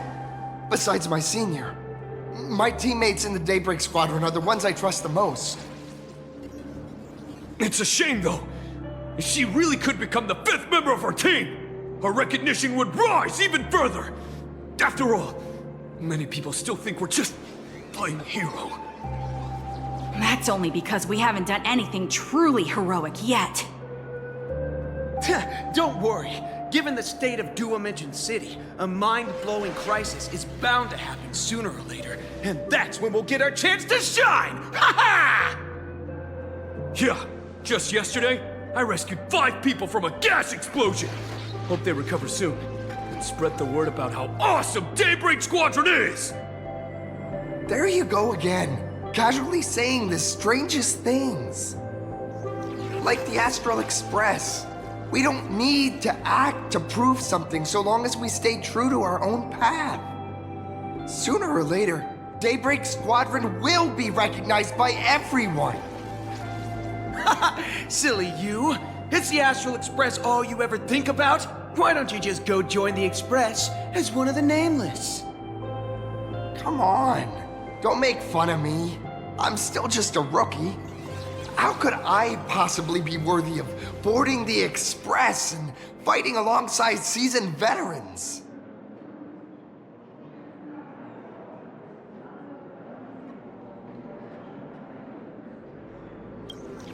Anyone who perseveres in their own life is a hero indeed. Thanks for your guidance, Trailblazer. And lastly, I wonder if you could take a picture with the rest of us. Trailblazer, please, take a photo together with us! Whoa! My senior's so close to me that my heart's beating like crazy. 3, 2, 1! Darkness wanes and dawn awakens! The Daybreak Squadron arises!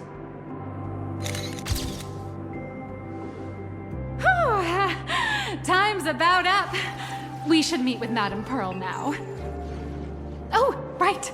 Want to say goodbye to your big fan before we go?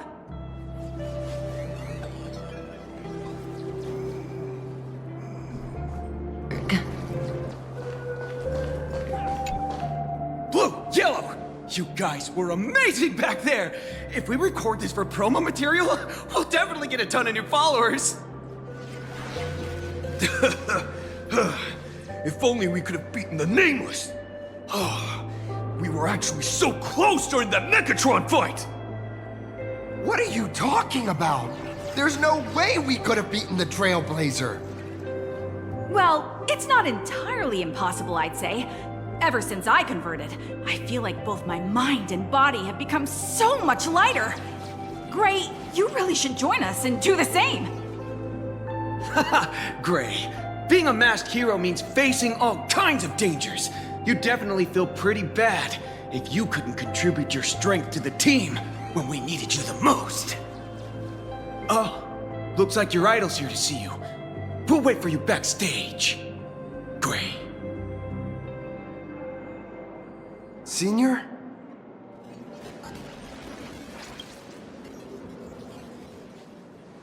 Me? I'm fine. Totally fine. It was no surprise that you took us down without breaking a sweat. It's me. I'm just too weak.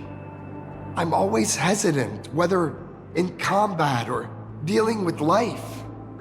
Even though I know I can never become an amazing hero like you, I've always been trying my best to get closer to being like you. It's a bit embarrassing to admit, but no one ever taught me the principles of how to live and behave growing up. I dropped out of high school pretty early and started hanging out with street gangs.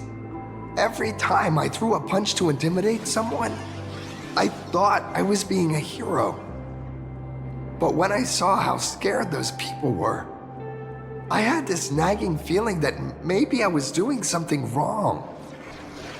Later, when I read about the Astral Express story online and learned about your legendary deeds, I finally understood what it meant to be a true hero. Looking back at how immature and awful I was, I made up my mind to leave my old organization. Now I too have a chance to become a hero like you. Together, with my brothers and sisters in the Daybreak Squadron, I can bring happy smiles to the residents of Plain Arcadia and protect them whenever danger appears.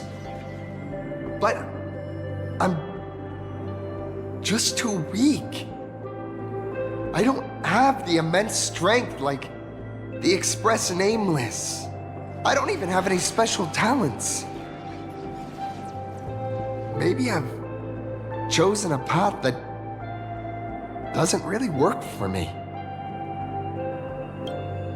I don't want to give you empty platitudes about humans triumphing over fate. But I do believe that while kindness isn't something you can learn, strength is something you can acquire. Your desire to fight for those around you, and your wish to bring smiles to others, that's your greatest strength. Thank you, Trailblazer. Thanks for listening to my ramblings.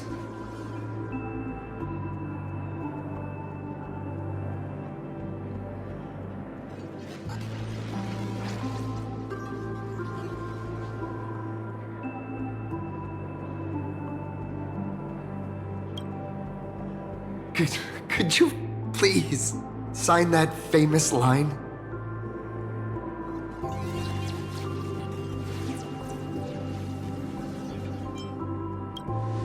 That's the one! That's exactly it!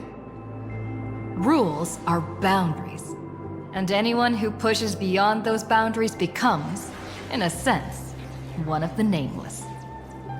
I'll remember today for the rest of my life. Goodbye, Trailblazer. I hope by the next time we meet, I'll be a true hero just like you.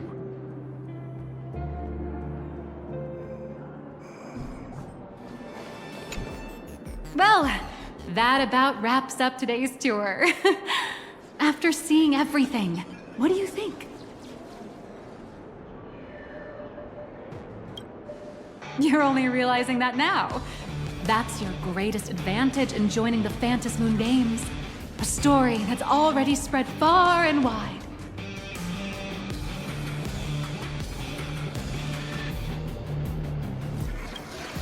Indeed, rather than the power to rule this world directly, that individual draws even greater strength from Parallax.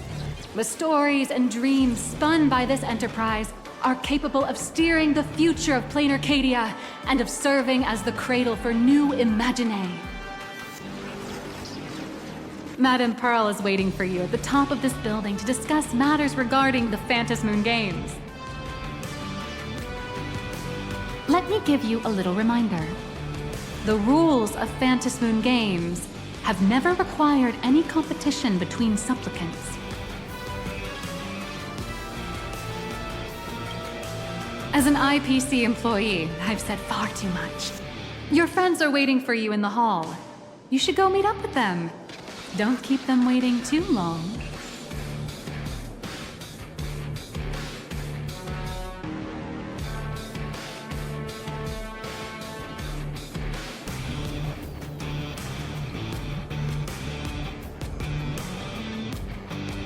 I feel like Mechatrons and caddies really take off.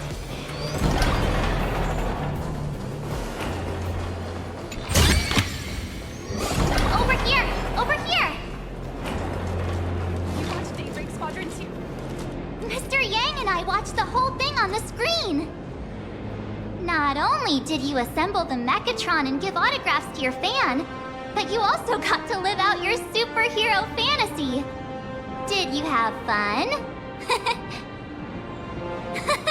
Mr. Yang's looking at you with such loving eyes, like a parent watching a kid riding on a carousel at an amusement park. Indeed. Seeing her so happy reminds me of my younger self.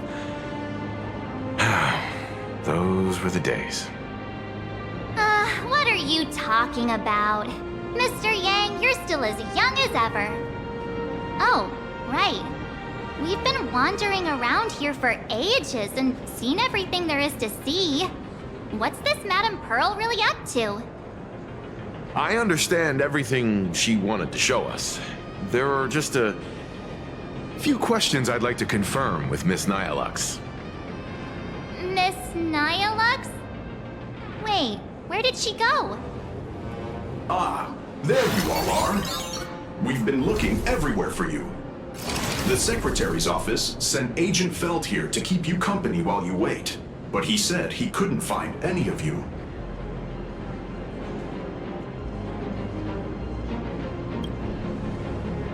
Wait, if Mr. Feld is the one who's supposed to meet us, then who is Miss Nihilux? Miss Nihilux? Who? Agent Nihilux, an IPC ranking P30 who works at Perlux Corp's Imagenesis Technology Department. P30? Imagenesis Technology Department? Since when did Perlux Corp have an Imagenesis Technology Department? Could she be some kind of corporate spy who snuck into the building? Oh, this is a real mess. What are those security guards even doing? Distinguished guests, are you hurt? Or did she trick you into giving her money or anything like that? This lady seemed totally legit. She smoothly guided us around the place like a pro. I thought she was one of your people. I need to report this to security right away. She can't have gone far. Let's catch her in the act.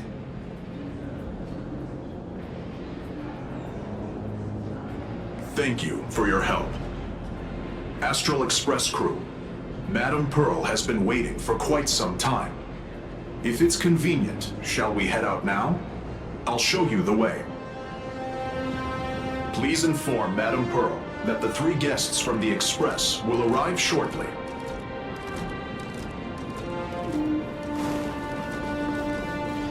Welcome, ladies and gentlemen, to Perlux Corp. All Mechatron units displayed in the exhibition. Pearl demonstrated the full process of creating a Mechatron army, based on what I saw.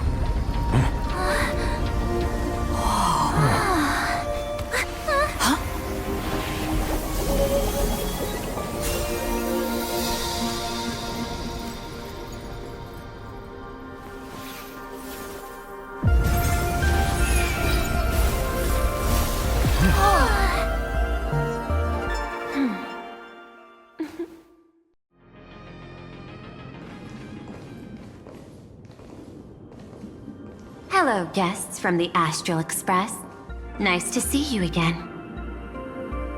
Thank you for your gracious hospitality, Madame Pearl.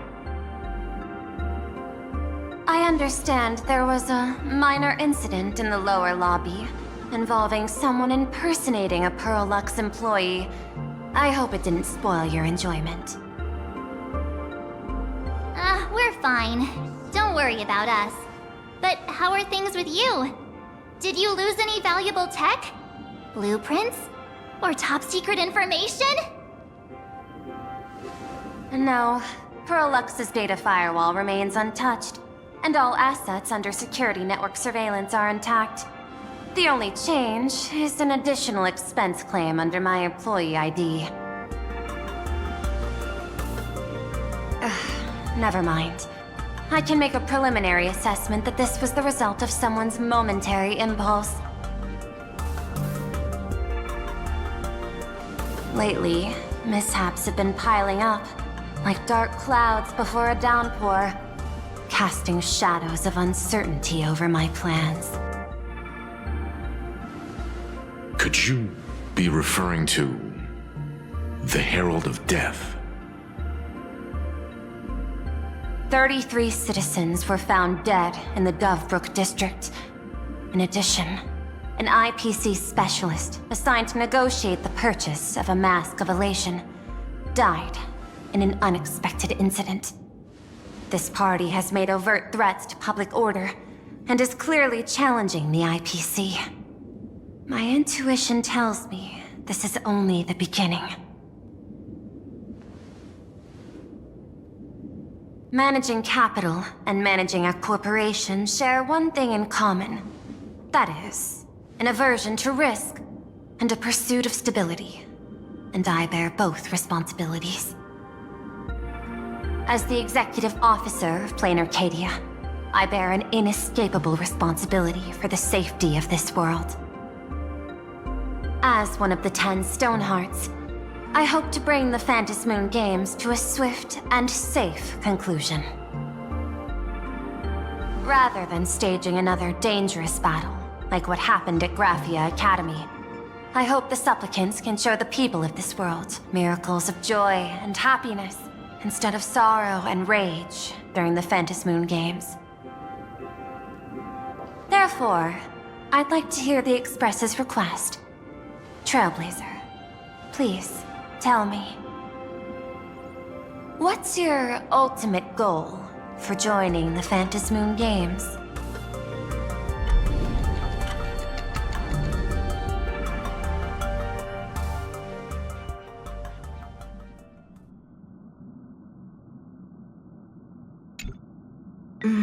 You mentioned earlier that you wanted to talk about the Phantom Moon Games with me?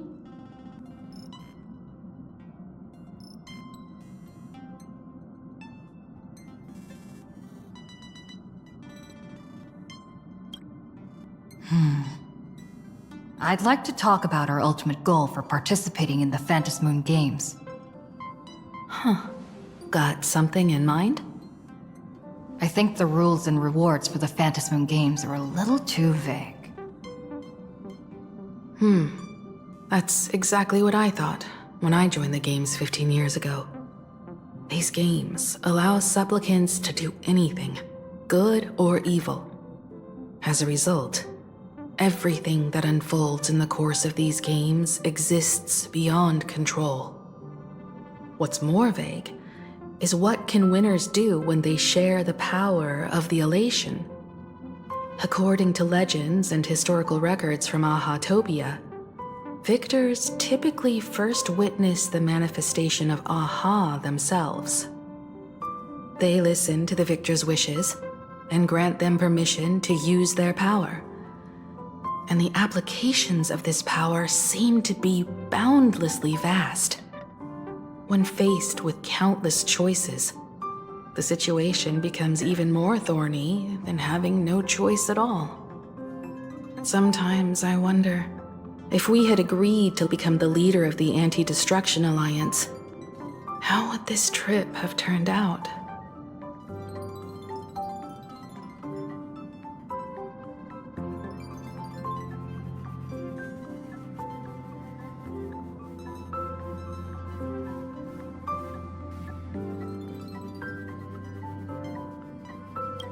If I win, I'll give up sharing Aha's power and ask them to be the leader of the Anti-Destruction Alliance.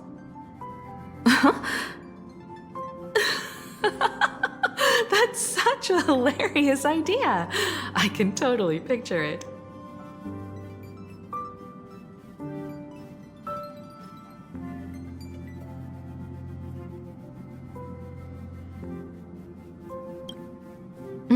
I get it. That's actually a brilliant idea. To begin with, this is far more meaningful than taking up a god's authority and squandering it freely for a single minute.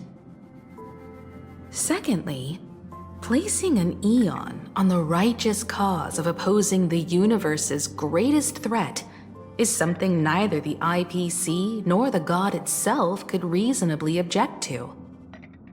Finally, this would also help us avoid the risk we currently face, cooperating with the IPC while remaining wary of being drawn into its ambitions during the operation of the Anti-Destruction Alliance.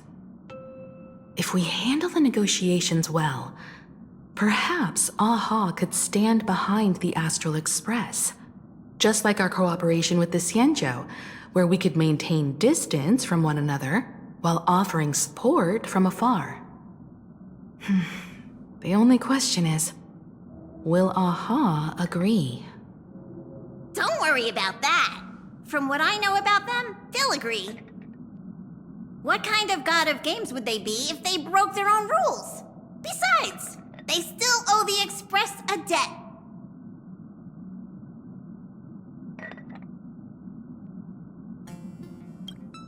This is their IOU for the Express debt from when they were traveling with Akavili, complete with their signature and seal.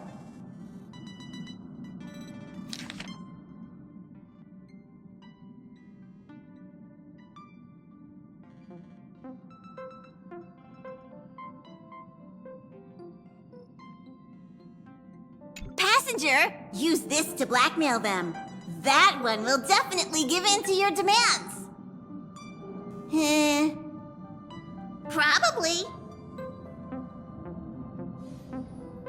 So, you're saying you want Aha to take on the leadership of the Anti-Destruction Alliance?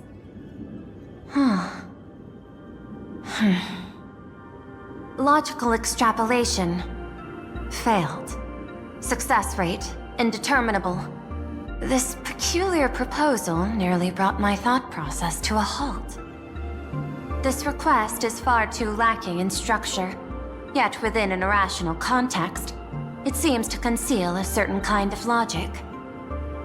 If the universe is the master of Elation's playground, then they should do something about this playground that's about to be destroyed. As expected of the Trailblazer, your thinking is so... out of the box. I've learned something today. However, I don't think you stand much of a chance in the games, because I've joined as a supplicant.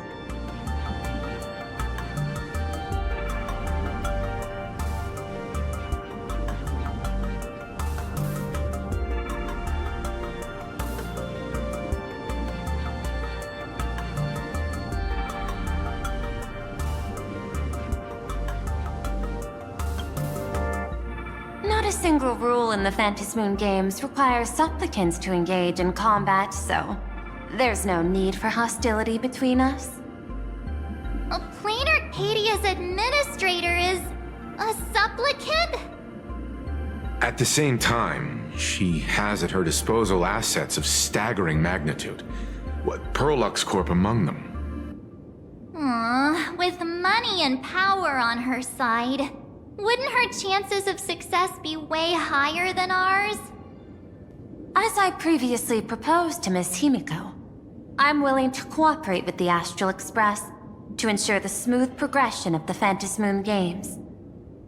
But the Astral Express isn't your only partner, is it? I have 2 other allies. However, you all are my most promising ones. Once the Astral Express joins, it will maximize the safety and success of this Ionic game. And I will do everything in my power to fulfill my partner's wishes within that limited minute.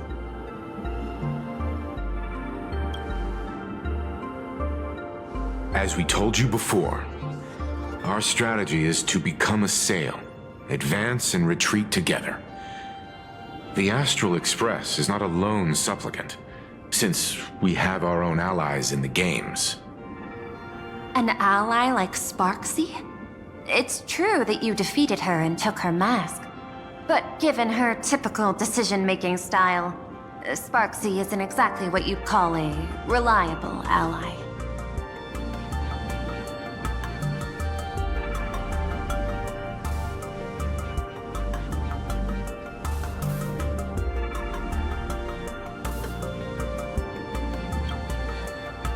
Hypothesis. The Sinwish Syndicate's missing mask. I thought it fell into the Cienjo's hands. Don't tell me. Yao Guang gave it to you guys? That's right. 3 against 3. We're tied at the moment. With this new variable in play, I'll have to adjust my extrapolations. But the conclusion seems unchanged. After all, as the administrator of this world, I have the natural advantage in resources. An IPC senior executive, Plain Arcadia's administrator, a member of the 10 Stonehearts, joining the games personally. It certainly has an intimidating ring to it. But when you think about it, isn't this identity precisely the greatest burden Madame Pearl has to overcome? She's right. Your identity is far too sensitive. You want to control these games and end it safely and quickly. But Plain Arcadia's citizens might not see it this way. All they see is the all-powerful IPC, and an influential executive pulling all the strings. Your every action will be scrutinized twice over. A sharp observation, I must say. Quite impressive. But I do not believe you yourself would overlook this. Madam Pearl, what is it that you seek to obtain from the Phantasmoon games at any cost? What I seek is a treasure lost to this world's history. I want to recreate Graphia's divine art of imagenesis. Does that have something to do with painting? Hard to believe, no? My birth originated from the theme assigned by the celestial differentiator of planet Scrulum: art. At first, I was nothing more than a machine that imitated human paintings. For an Intellitron, generating works of art is no great challenge. Day after day, I studied. Day after day, I exhausted every possibility. I could instantly analyze the proportional structure and pigment composition of any painting. I could precisely reproduce every pixel of Graphia's masterpieces. Yet I could not create as she did. Graphia's ultimate creation was establishing the world in canvas at the end of the Phantasmoon games. I want to understand her thoughts at that moment and touch the essence of creation. Is this your personal pursuit? Or the IPC's demands on this world? Both. The IPC's point of view is far more pragmatic. The world in canvas is a dimension that can shield us from the Antimatter Legion's warfare, and they've always been eager to master this technology. Unfortunately, it seems we can't convince each other to back out for now. Then, I have another proposal. Why don't we shift our perspective and turn our attention to those two supplicants who haven't surfaced yet? These two individuals' objectives are unclear, and their abilities remain a mystery. If left unchecked, we might see a repeat of the Herald of Death tragedy. I have a cooperation proposal that could help us gather intelligence on them, and I'm willing to share this piece of information with you all.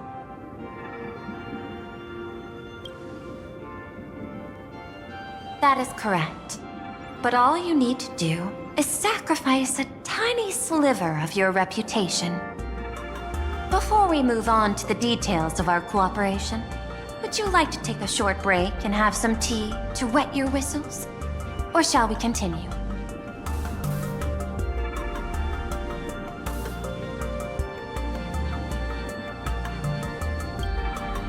I was thinking of having Perlux Corp host an expo for the Astral Express. As for the name, how about Star Rail Fest? Star Rail Fest? You mean hosting a Fluffy Across the Blue convention? Correct, but not entirely. The Fluffy is well known in this world, so it's a good collaboration element. But what I want is an unprecedented Astral Express exhibition, with the Fluffy being just a small part of it. The real stars... Are you trying to use this exhibition to lure those two unidentified supplicants out of hiding? Huh? What if they're up to no good? Won't that just make us walking targets? What could be more inspiring to the people of a world than standing face to face with heroes of the cosmos? That's an enormous amount of wish power, and the Astral Express is the very source from which this wish power originates. Together, we can create a miracle for all to witness in Arcadia devoted to the legends of heroes. I'll also get Full Wish TV and other mainstream media outlets involved for promotional cooperation. And in return, wish power will flow to you. Of this, I have no doubt.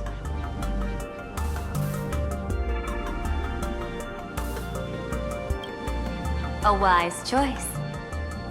Before the Star Rail Fest officially begins, I have one more favor to ask of you all.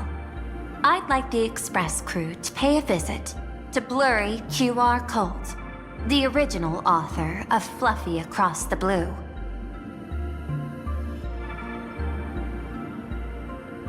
Doesn't Perlux own the rights to the Fluffy? Since their debut, this author has remained anonymous, never revealing their true identity in public. But if the real-life inspiration behind the story were to pay them a personal visit, it would surely be a great honor, and likely persuade them to attend a signing, stoking the excitement even further.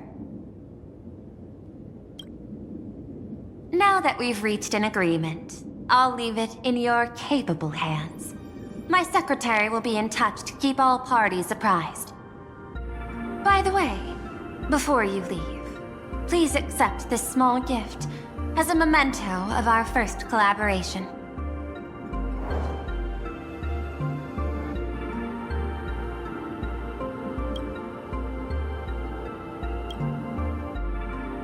I've studied in detail the records of my colleagues' interactions with partners in Penacony, and I was particularly inspired by Aventurine's technique of giving small gifts that symbolize good fortune. So please, keep this chip with you as a symbol of good fortune for our future cooperation. Take care, everyone. Well, we'll be on our way then.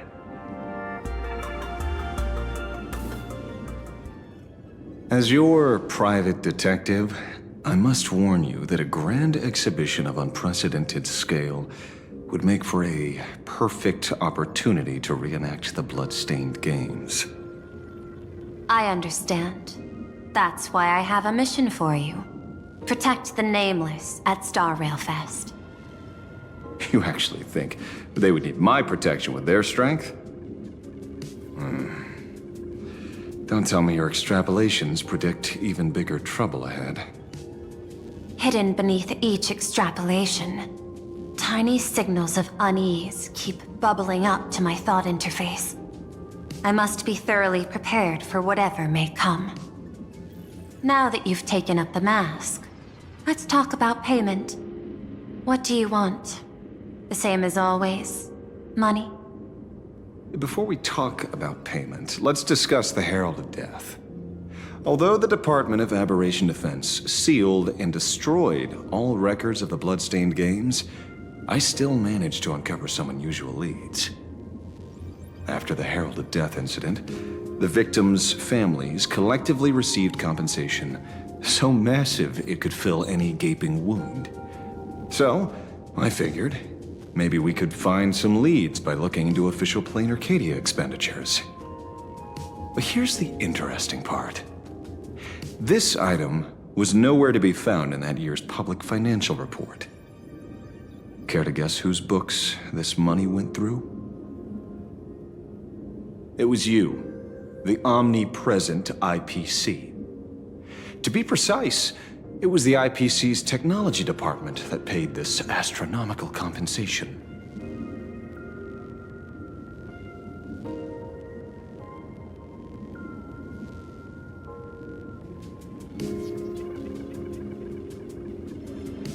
Following the usual human drama tropes, am I supposed to give you a round of applause now? Being able to dig up all this information really shows your connections and capabilities, Detective Ashvale. In movies, a big shot like you would usually raise a hand right about now, revealing the dark muzzle of a gun. I'm afraid you've learned too much. And bang! That's when the gun goes off. And I, the poor sap who uncovered the truth, am supposed to bite the dust. Sorry, my hand is on the checkbook and unavailable. Mr. Ashvale, tell me, how many zeros would you like to see on that check for our cooperation? It's not about the money. Indeed, money isn't the issue. 100 million credits. Are you trying to buy me off like some poor victim's family? Tell me, why did the technology department pay to sweep this under the rug? 300 million? I know you've always needed money. For cryosleep, supporting the families of fallen comrades, and for treating those who survived. Isn't this exactly what strategic investment is about? Putting money in the hands of those who need it? I'm not your lackey, Intellitron. Tell me the answer. 500 million? I could pretend there's a glitch in my calculation process and make it a cool billion for you. Money or answer? Your call. I want the answer. Oh, an unexpected choice. It defies my usual understanding of your decision tree. Note, I say this without sarcasm or ridicule. The answer is, I don't know much. Hard to believe, perhaps. But as CEO, my power isn't unlimited. Besides, the Herald of Death affair lies 15 years in the past. This world is like an unfinished game of chess that's been dragging on for years. The hidden moves laid by the previous player keep becoming my challenges. Even today. But since you've invited me to finish this game together, sharing intel is a must. Reasonable. I'll share what I know about the answer. Marcus Antali, the Herald of Death, last member of the Intelligentsia Guild School of Evolutionary Perfection. 5 years ago, his identity was confirmed, and he was executed. Note, executed in every sense of the word. Miss Yabali, head of the technology department, took possession of his belongings, and even I don't have the clearance to access those records.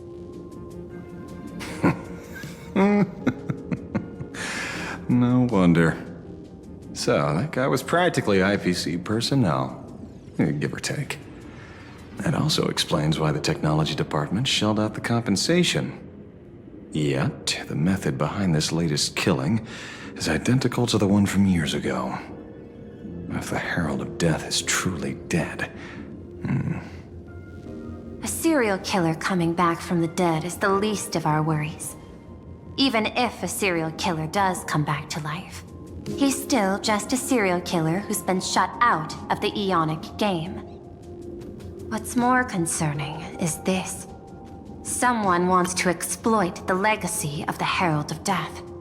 Miss Yabali took away everything that man left behind, except for the fear he instilled in the people of this world.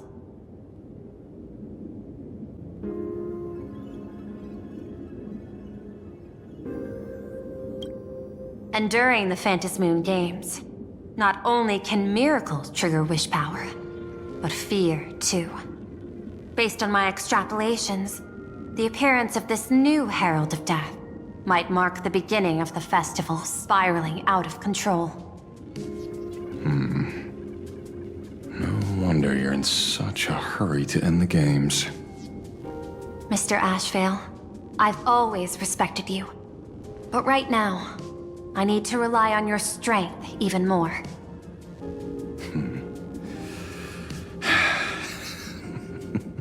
Respect. When I was younger, what I really wanted was to make the IPC fear me. The passage of time's not exactly kind, is it? Deal, Madam Pearl. But I will require one more form of compensation. Whoever this new Herald of Death is, I must deliver justice with my own hands. This time, there won't be any lengthy interrogation. By the authority vested in me as CEO of Plain Arcadia, I pardon all crimes committed in the course of your revenge. Go ahead and do what you must, Mr. Ashvale.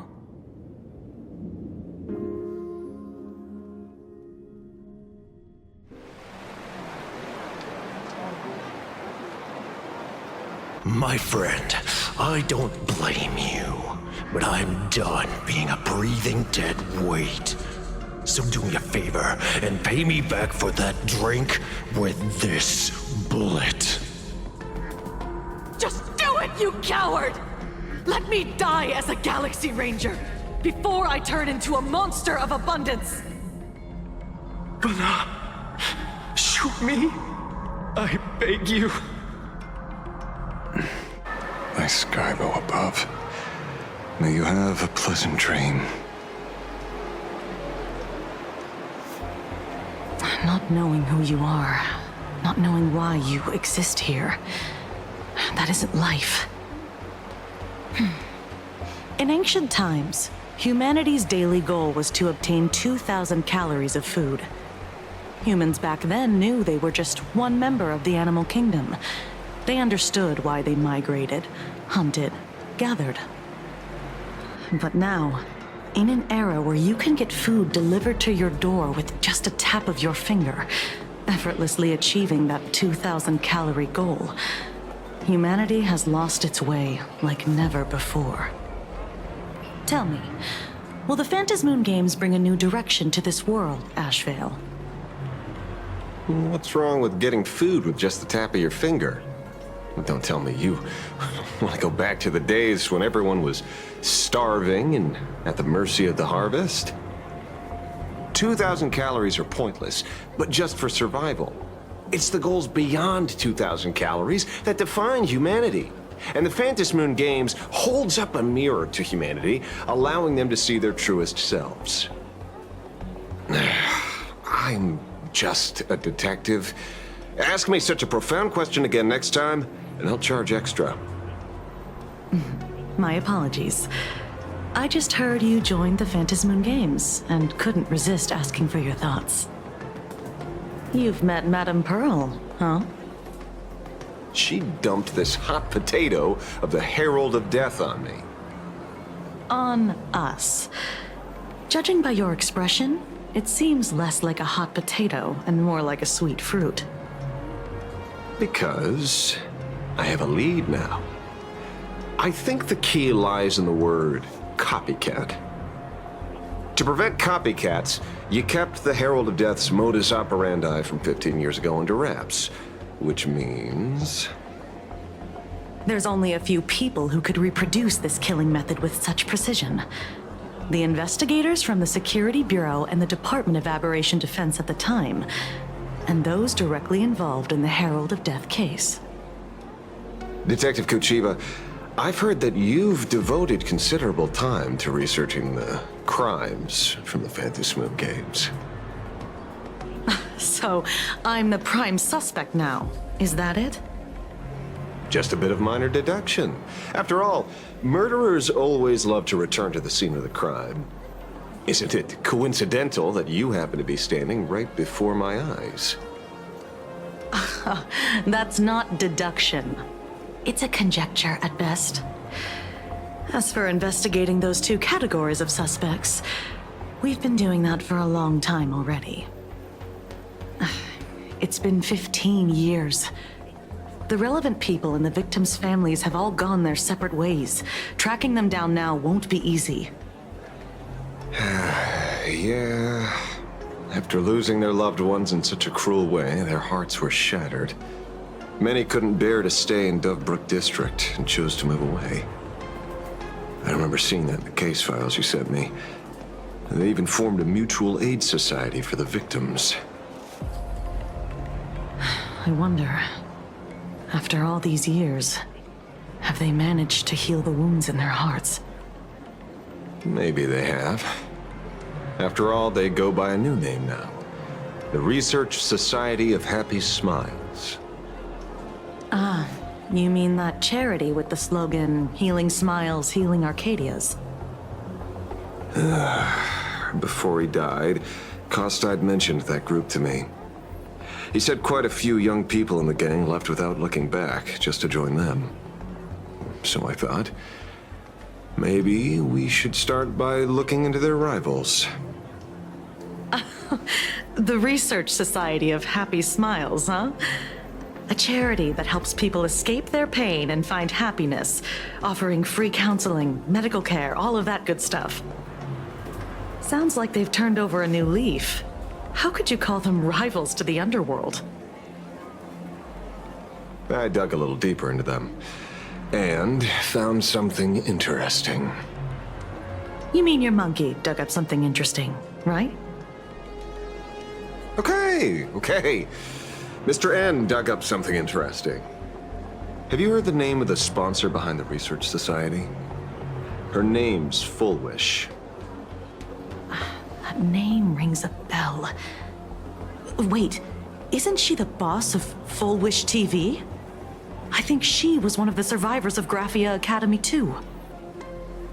This is getting a little too coincidental. Just like every case you've accidentally cracked before. Mr. Ashvale, should I compliment your keen instincts or your incredible luck? Luck's a part of a detective's toolkit, too. Anyway, whether Full Wish is guilty or not, we won't know until we look into her. That's why I asked you here.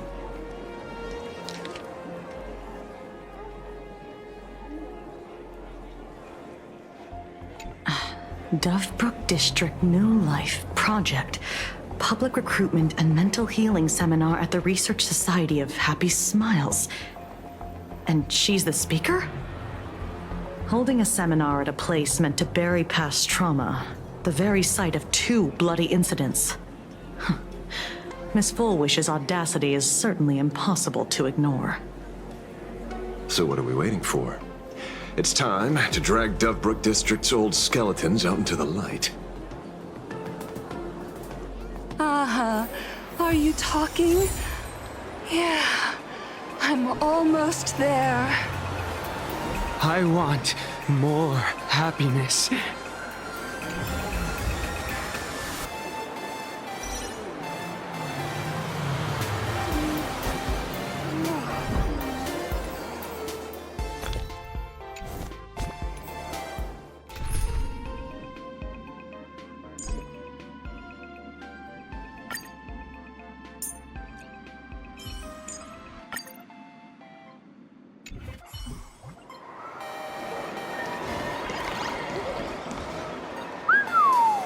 This place is buzzing. Are they all here waiting for Full Wish to grant their wishes? A rich person like Full Wish can make most people's wildest dreams come true with the snap of her fingers. I'm less curious about who she'll help than what she wants for herself. If money could really accomplish everything, the IPC wouldn't be eyeing this world. My bet, I'm sure that Full Wish wishes the tragedy 15 years ago never happened. Erasing history. Can the laughter really pull it off? In past victory records, there have been countless and often bizarre instances where the victor used the elation's authority to change reality. You have to understand, the Phantasmoon Games isn't just some wish-granting lamp. What makes it irresistible is that it turns the one who wishes into the genie. That's quite alluring. Have you heard about the noblest worm Aha made godlike? It became the happiest creature in existence. Happy enough to burst apart, leaving no intact body behind. Your knowledge of these unofficial records is enough to rival ours. Since you see things so clearly, Mr. Ashvale, why sign up for the games? Miss Kochiba, is that a rhetorical question? Or are you fishing for a confession? Fishing? Don't be afraid. Now that you're a supplicant, public officials like me no longer have any authority over you. I'm guessing what you want goes beyond a straightforward act of revenge, beyond a vigilante execution carried out in public. If you were only out to avenge friends, with or without the Phantasmoon Games, someone like you would toss laws and decorum aside and do what needs to be done.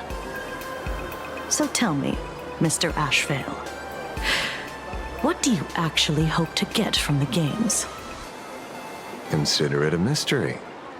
If I make it to the end, you'll know the answer before Aha does. Well then, I'd be honored. Just don't let your wish ruin our lives here. Daily life here fits like a tailored prison uniform. Wear it too long and you forget what your bones should feel like. Ugh. It's time to break free. Look at these prisoners of routine before us. Full Wish hasn't shown up yet. Let's talk with the members of the Research Society. Maybe we can coax something useful out of them.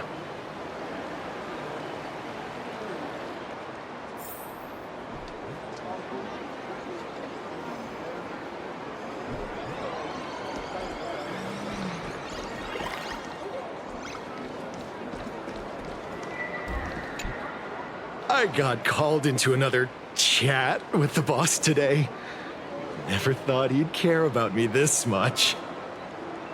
Everyone is smiling at me. The office feels downright cheerful.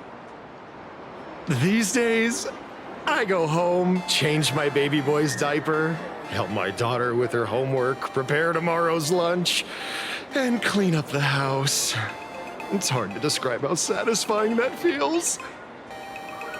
When Emma left me, she must have left the kids to me for my own happiness.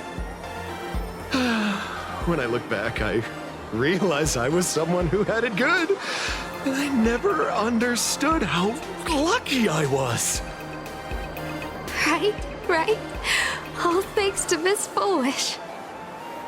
Yesterday, during my tumor removal, the anesthesia wore off halfway through. I squinted and watched the doctors pull all kinds of things out of my stomach. There was this lump still twitching when they cut it out. I used to be too weak to even get out of bed. But after the Society's treatment, I am almost ready to walk out of the hospital. Isn't that amazing? Oh, I kind of want to see someone slice me open too. It should be fun. Hey, did you two hear about the Sinwish Syndicate? You've come to the right person. My neighbor got a visit from their debt collectors. You should have heard the racket. I saw the news too. Those parasites who ruined the peace, who kept people from being happy. Gone. Wiped clean. Oh, praise Aha. Wait, they extorted you too? Something like that. Still owed their underboss tens of thousands of credits. So your debt's wiped clean. Oh, must feel pretty great, huh?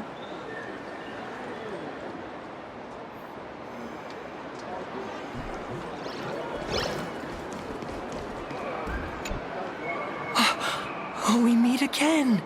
Hey, Lady Megatron. How have you been? Good. Since I joined the Research Society, I've made so many new friends. In the past, I struggled with mobility. I always had to work 3 or 4 times harder than the other Megatrons, just to keep up. A lot of Imagine think factory-made types like me don't count as their own. And humans look at us and see soulless machines. If every sentient being has a home, then even the scrapyard is close to me. I'm not even considered recyclable waste. But here, in the society, no one cares what I am or what I can do. They just see me as a normal person. Congrats. You found your home. Aha said the same. They and everyone here are my family. Aha talks to you. Of course! You mean you can't hear them? Guess you're not happy enough yet. Don't worry. Once you join the society, you will. No pain, no tears, just pure joy. The society makes everyone happy.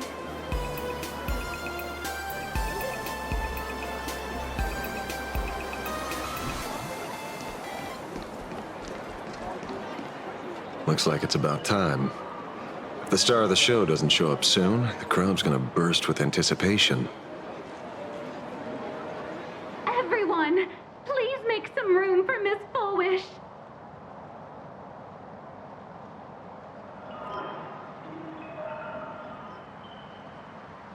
By the Master of Elation, may they bless all souls and grant them smiles. Are you all happy today? Very happy! Thank you for your smiles. They're like lamps in the dark. So precious.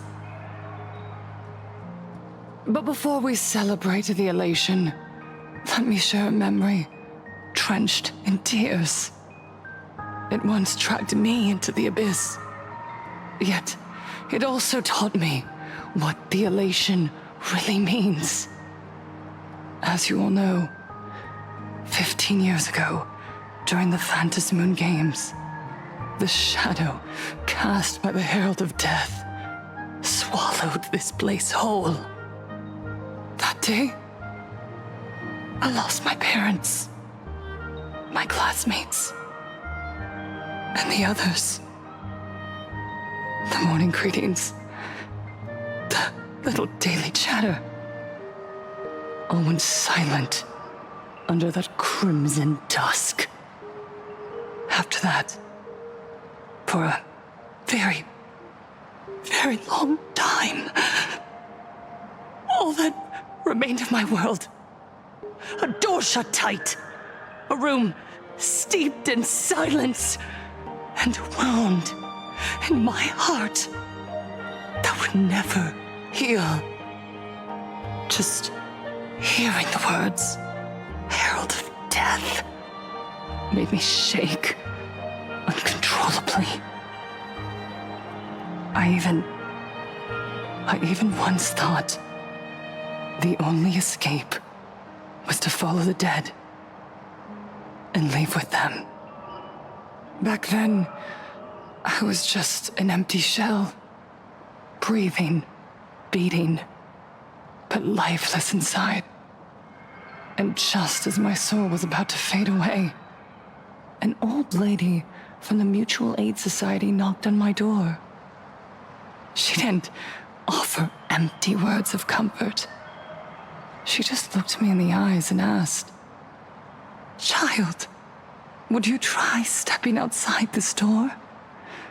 Out there are many people broken by pain, just like you. But together, we can start picking up the pieces, one by one." She smiled at me. A warm, gentle smile. And in that smile, I felt the Master of Elation grant me a reason to live. At the Mutual Aid Society, I saw countless souls scarred by fate. Some bore wounds beyond healing, and some had lost their loved ones. Each of us bore a different wound, but every wound got deep. And yet, what truly moved me wasn't the pain. It was how, beneath those scars, they still reached out to one another, offering a smile to a child who'd stopped crying, lending a guiding hand to someone lost. They taught me something precious.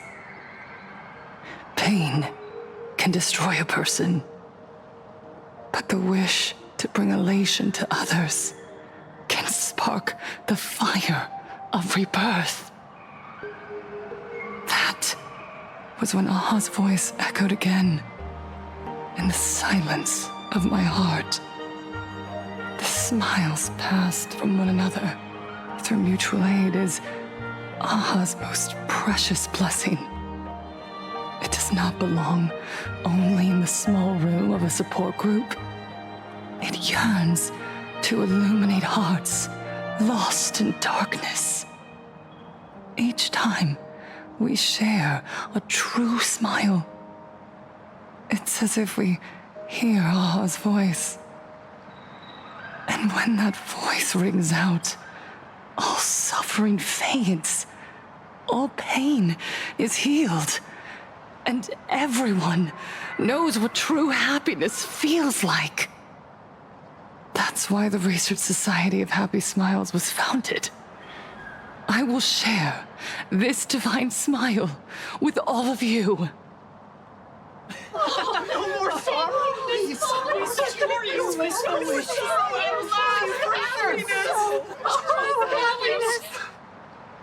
Everyone, I have questions for you. When was the last time you truly smiled? How long has it been since you felt happy from the bottom of your heart? Minato, do you ever feel like your days are looping endlessly, like an old silent film, repeating until it suffocates you? And when you realize that loop might never end, does despair flood in like the tide? You're right. Miss Bellwoods, you left school full of dreams, only to have your resume rejected again and again. You told your parents you were busy in Seafeld City, hiding your heartbreaking loneliness behind that lie. Please, help me. And Taija did the cold exclusion at school and the indifference of the adults who should have cared build a wall around your heart. One that made you afraid to open yourself up to the world again. Yes. When we were born, no one had to teach us how to smile. But who would have thought that one day, even smiling would become so hard? Once, our world was blessed by Aha's grace. A gentle world in canvas, painted in elation. For centuries, humans and Imaginaes lived freely together in that eternal haven. Until the Inter-Astral Peace Corporation violently tore us away from that sanctuary. They brought us their so-called inter-astral civilization, imposed their so-called standards of happiness, and told us that life's ultimate joy lies in self-focus, self-indulgence, and self-satisfaction. They flooded us with dazzling material desires, blinding our hearts. They fed arrogance and prejudice into our minds through the network, making us chase pleasure for ourselves and forget that true elation is found when we smile together. Wish power has turned into fuel. Credits jingle where heartfelt laughter used to ring. We drown in anxiety, competition, and an endless sense of not being enough. And in all that noise, we can no longer hear Aha's gentle voice. Elation, the truest light of life itself, is being eaten away and replaced by the external. You said it. I work myself to death for scraps, and my boss doesn't even notice. And those useless loudmouths online. They do nothing with their lives, yet constantly judge everyone else. The IPC is nothing but a nest of vampires! They're feeding off of us! Miss Foolish! Please, tell us how to be happy! Look around you. This land was once blessed by the master of elation. And yet now, it's overflowing with misery. Everyone's chasing their own happiness, but in doing so, they wound others without even noticing. Do you remember the moment I found happiness again? It was when someone who was suffering just as I was, smiled at me. Even through their pain, they gave me that smile. A smile filled with blessings. That smile saved my life. So listen well. Only by opening your heart and sharing your smile with another can you truly grasp what happiness means. It isn't just giving a smile, it's embracing the power that Aha bestowed upon us to smile. Join the Research Society of Happy Smiles. I'll help you rediscover the smile buried within yourself, and Aha will grant your life a transformation. Our mission doesn't end with finding our own smiles. We must bring them to the world and spread true happiness across all existence. While others pray to the eons for their own desires, we, the true followers of Aha, carry a higher calling to fulfill their wish. To fulfill Aha's wish? Yes. To still every cry of sorrow. To wipe away every bitter tear. We will rebuild. A world where smiles never fade, and elation never dies. Eternal happiness! Eternal laughter!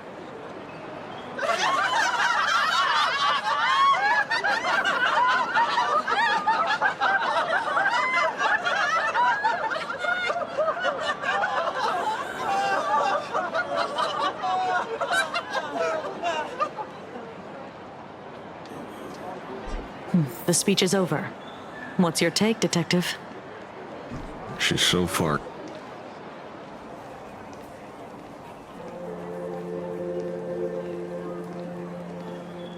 Miss Fullwish, I'm Kuchiba from the Department of Aberration Defense. I'd like to have a chat with you.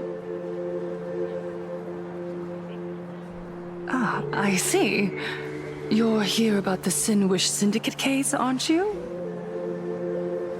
So, you were expecting us. Oh, I heard the news. The entire Sinwish Syndicate massacred in Dovebrook District. Ah, such a cursed place. They may not have been saints, but I still pray for them. May their souls rest in peace. Oh. How merciful of you. Though, rumor has it the Research Society of Happy Smiles had a few run-ins with them regarding recruitment, donations, turf. Sounds like plenty of reasons for conflict, don't you think? Are you suggesting we had the Sinwish Syndicate killed? For conflicted interests? Wait, that's not what I said. You know nothing about our finances.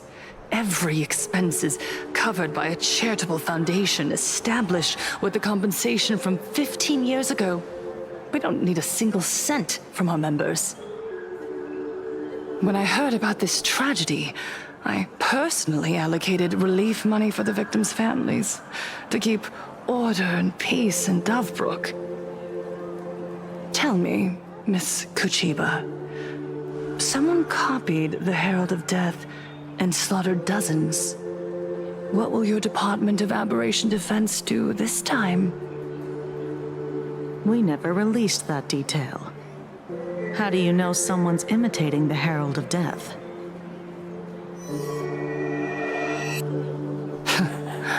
Isn't that what you've been waiting for? for the killer to slip up so you can swoop in and tie everything up nicely? 15 years have passed. You don't seriously believe we're still living in an age where information can be sealed off at will, do you? From the very day the murders occurred, the news has long since spread online. The Sinwish Syndicate paid a fortune for some ancient mask, and the next thing you know, they're all dead. The scene painted red with traces of the bloody bloom. Please pay no attention to baseless rumors. Rumors? And yet you're here. That alone proves one thing. The rumors are true. And the new Herald of Death really does exist. Otherwise, why do you suspect me? Only someone who knows the original case could recreate it so perfectly, right? Everyone! You heard our conversation, didn't you? The Herald of Death has returned. He's here, in Tufrook. He's slain the entire Sinwish Syndicate. He's back to relive the carnage of the Phantom Moon Games. Oh, the Herald of Death? Didn't the officials declare him executed? How has he appeared again? He's immortal? A demon? He's back for revenge! He'll take revenge on everyone. We're doomed! Aren't gang members the very people who steal smiles from others? And isn't the best way to make bad people happy to erase them from the world? Wouldn't that be doing something good? Yeah, Sister Mechatron is right. Those thugs deserved it. Back from the dead? Lies! The IPC kept him alive to wield him as their weapon. You useless officials! 15 years ago, you failed and let him get away! And that's why he's back again now!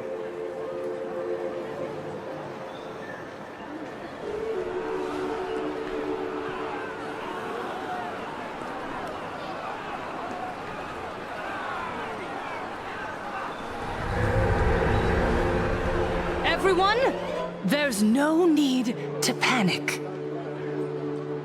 Remember who you are. You are those who live beneath Aha's brilliance, who have claimed happiness and cast off the shackles of suffering. Once the Herald of Death fed on our fear and tears, that was the source of his power. Look at the smiles on the faces of those around you. There is no fear left in our hearts, no tears left in our eyes. All that remains is resolve, happiness, and faith in the elation. The Research Society of Happy Smiles will protect this world. Etch this into your hearts.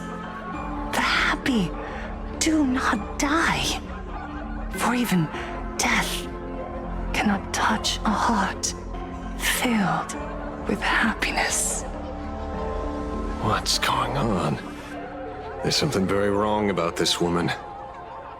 Yes, as long as we're happy enough, there's nothing to fear. We won't die.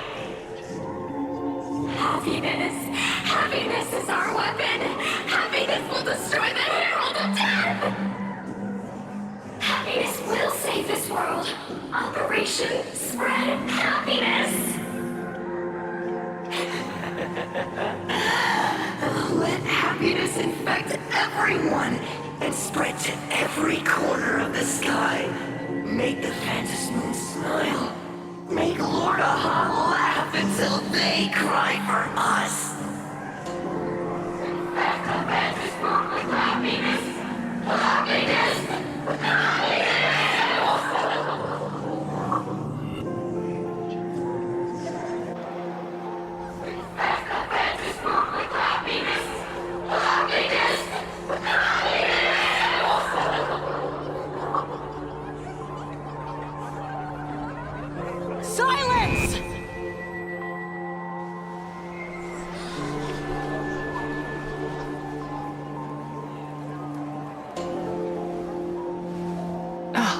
My apologies, officers.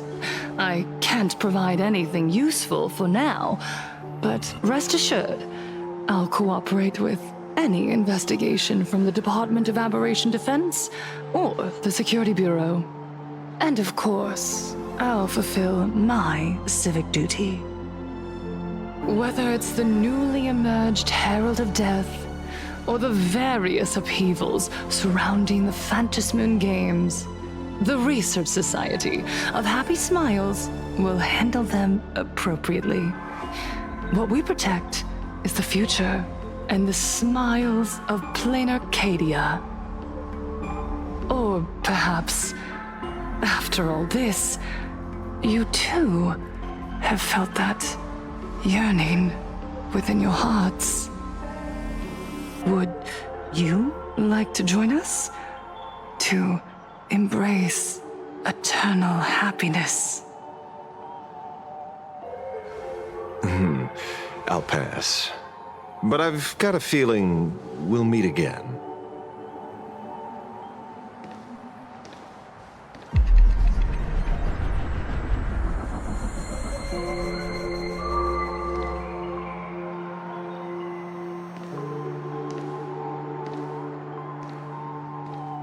Miss Fullwish, thank you for your cooperation.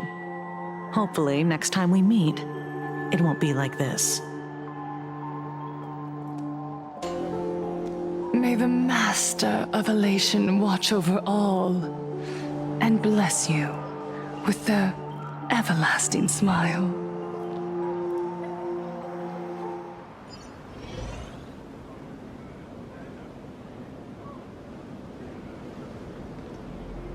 Let go of your obsession. Let go of the shadow in your arms. Let go of that false sense of responsibility. You're the one who should be dead, aren't you? Come, join your brothers. Let the gears grind to a halt. Let the hands fall still and end that life of yours that was never meant to be.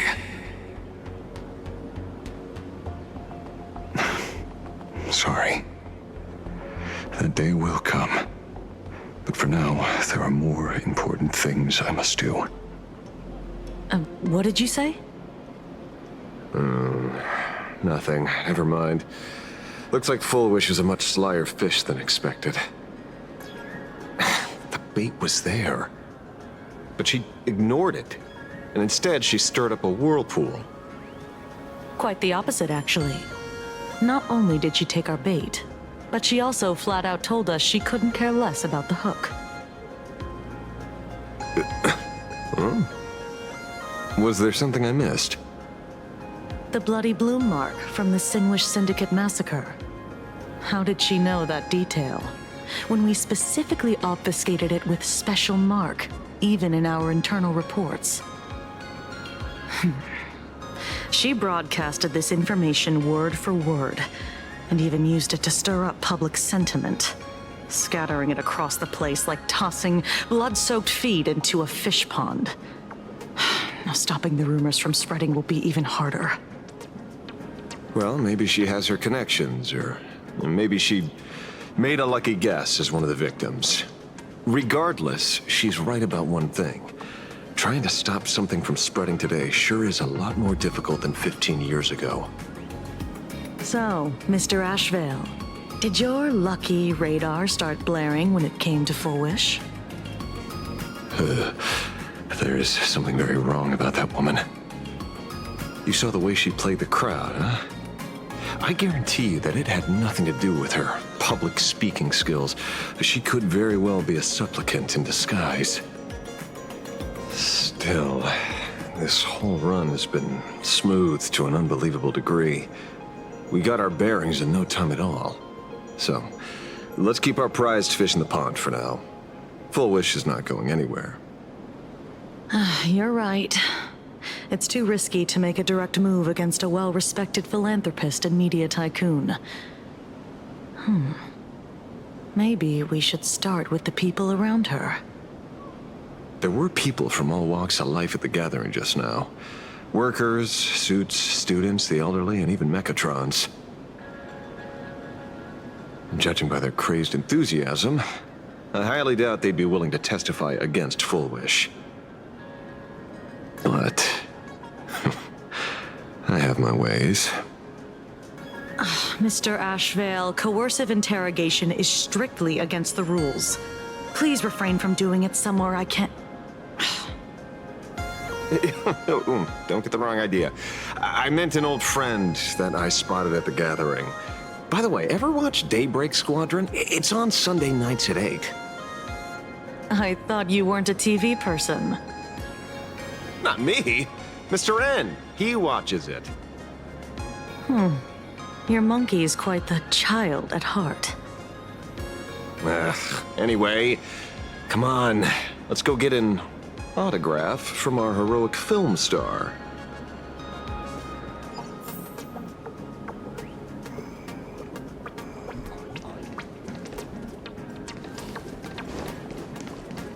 Is that him? Shh. What? You lost him? Not to eat. Hey, why are you two following me? Oh, we're just two grown-up fans of the Daybreak Squadron trying to get an autograph from Big Brother Magnus. Mr. Ashvale, don't prank me like that. You really scared me. Really?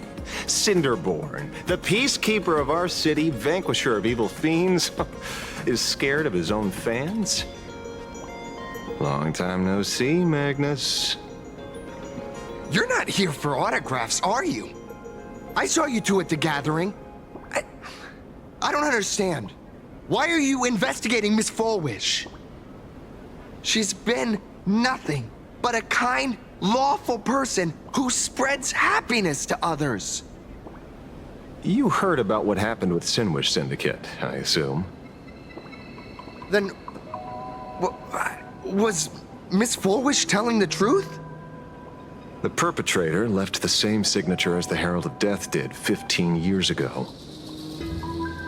So, did that monster really kill Mr. Polwave and Costide? 15 years and he's back? This demon? How many more lives must he take? Mr. Magnus, you're one of the survivors of the incident, right?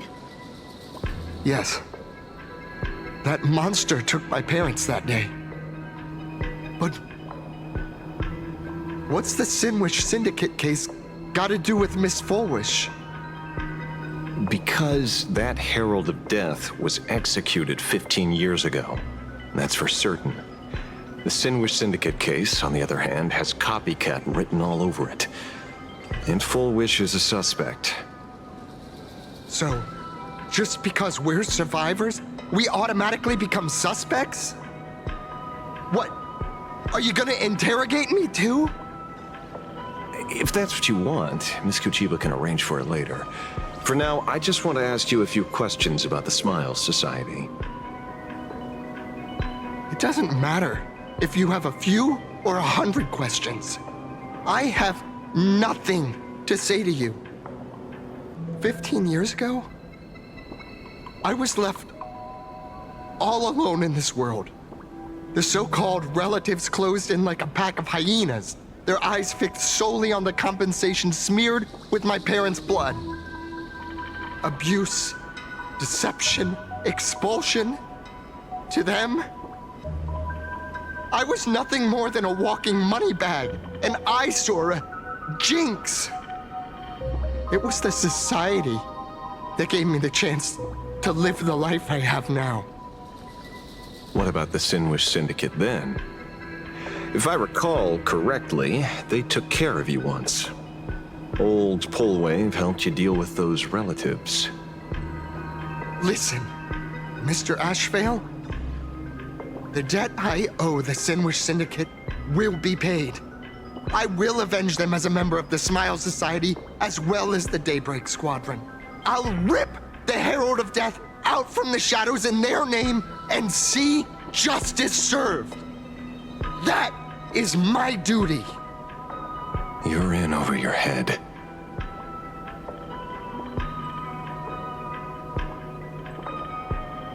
The new Herald of Death is very dangerous. I doubt a handful of actors like you can achieve anything substantial.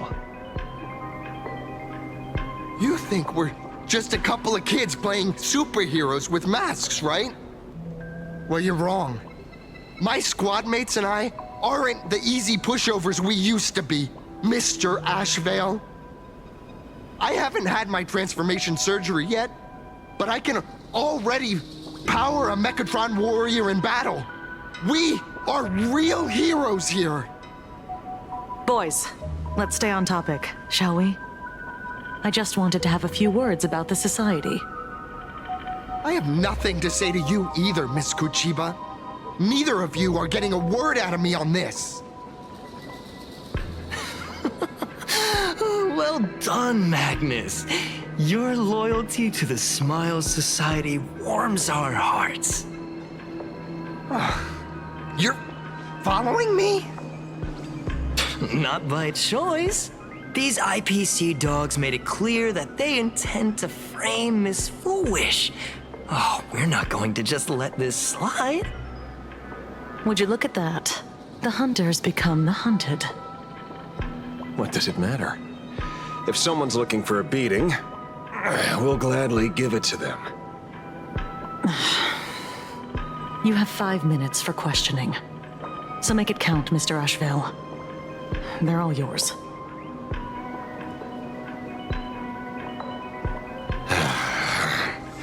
Never expected my first miracle as a supplicant to be teaching thugs. I mean lawful citizens, a lesson on the streets. Let's get this over with then. And if you want to join them too, Magnus, be my guest. Fair warning.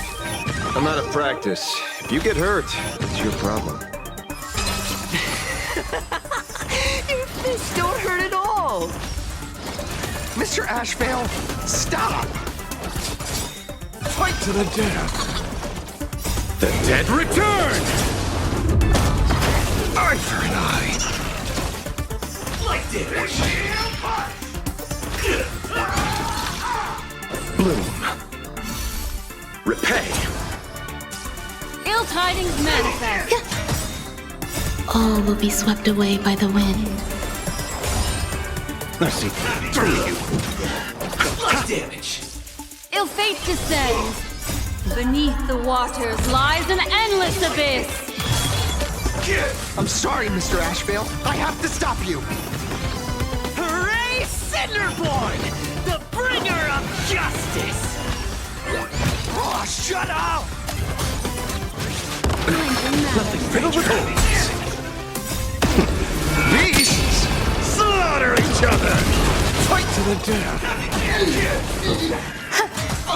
Eye for an eye! Fight to the death! The dead return! Eye for an eye!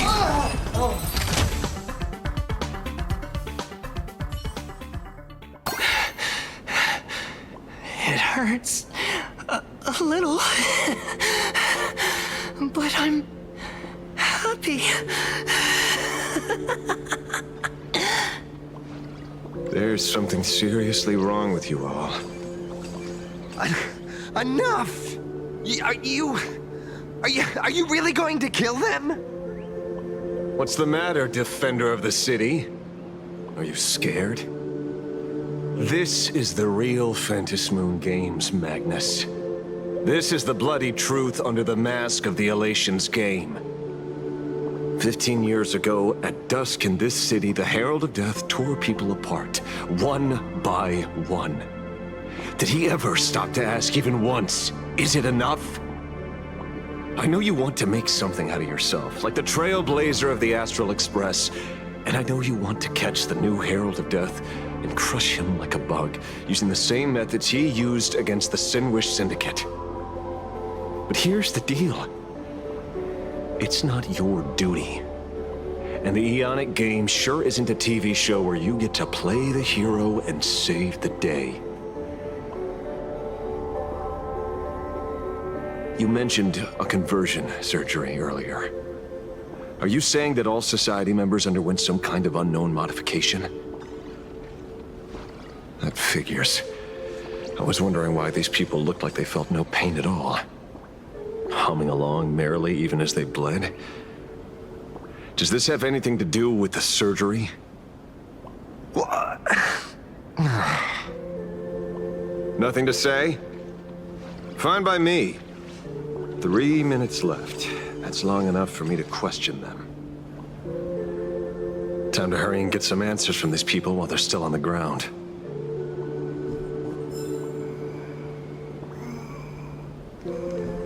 Hey, lackey! Wake up! Pain should not exist.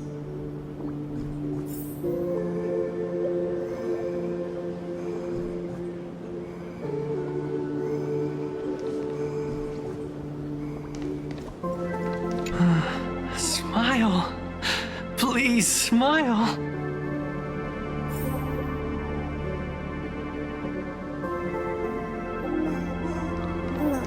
The laughter. Don't let it stop.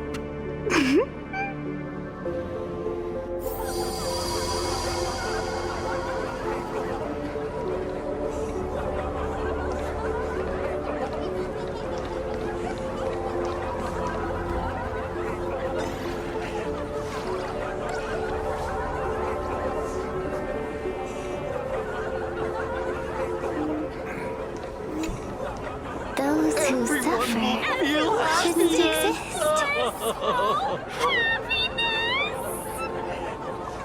What the heck happened to these people? This is... the small procedure that official members receive. They call it the happiness surgery. With a prick of the needle, no more than a mosquito's bite.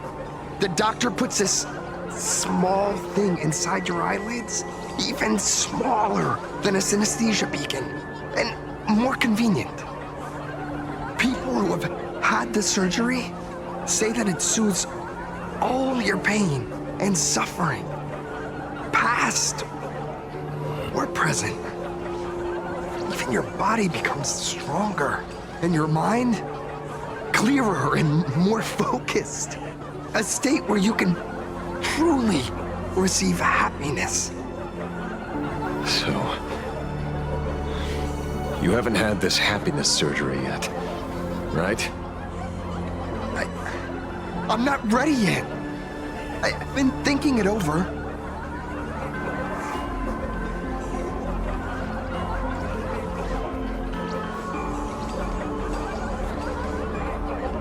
But the rest of the squadron had it, and they've all become happier.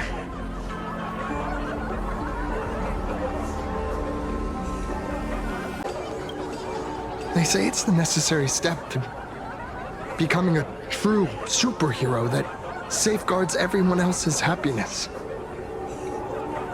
If I don't do it, then do I still deserve the name Cinderborn? Mr. Ashvale? What should I do? The surgery won't make you stronger, nor will it help you get your revenge. These guys on the floor are proof enough. Remember the hesitation and fear you feel in this moment, Magnus. If people simply erase their perception of fear and pain instead of overcoming them, then those people will never find true strength. Go now.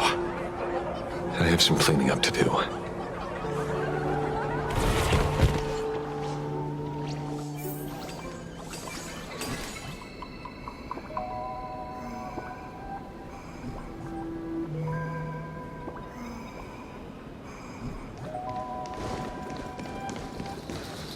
So, did you, pry the answers you were looking for out of them? These people have all been processed by the Smiles Society. Heck, who knows what method they used. It completely neutralized their ability to feel suffering and despair and gave them bodies like steel, incapable of feeling pain. Say, is this the kind of treatment that the Medical Ethics Committee would approve? As if. I doubt they even bothered to submit an application. Which means Fullwish has far more dirty laundry than we initially expected. The idea was to find the Herald of Death with the leads we had. But here we are, going deeper down an increasingly scarier rabbit hole. Judging by their voices, these followers don't seem to have any ill intentions. In fact, they sound a lot more humane than most humans. If all this has nothing to do with the Herald of Death, then it matters little to our investigation. After all, how they pursue happiness is their own choice. Wouldn't you agree? Are you serious, Kojiba? It's only human instinct to avoid pain, right? Such avoidance doesn't go against the laws of nature, nor does it legally constitute a crime when the party involved was a voluntary participant. Not a crime. Well, my instinct right now is telling me that this definitely has something to do with the Herald of Death. Unfortunately, Mr. Ashvale, we need evidence to solve a case. I'm here to follow my senses and dig up whatever's at the bottom of this. As for evidence, that's your headache. Besides, I don't think we need to turn over every stone to figure it out. If the new Herald of Death and Fullwish are connected, we'll be seeing another move soon enough. If I were her, I'd choose the brightest stage possible so this weapon could spread maximum panic. You mean the Star Rail Fest? Madame Pearl promised that top-level security would be deployed during the fest, as well as a contingency plan, robust enough to quell any crisis. And you are staring right at him.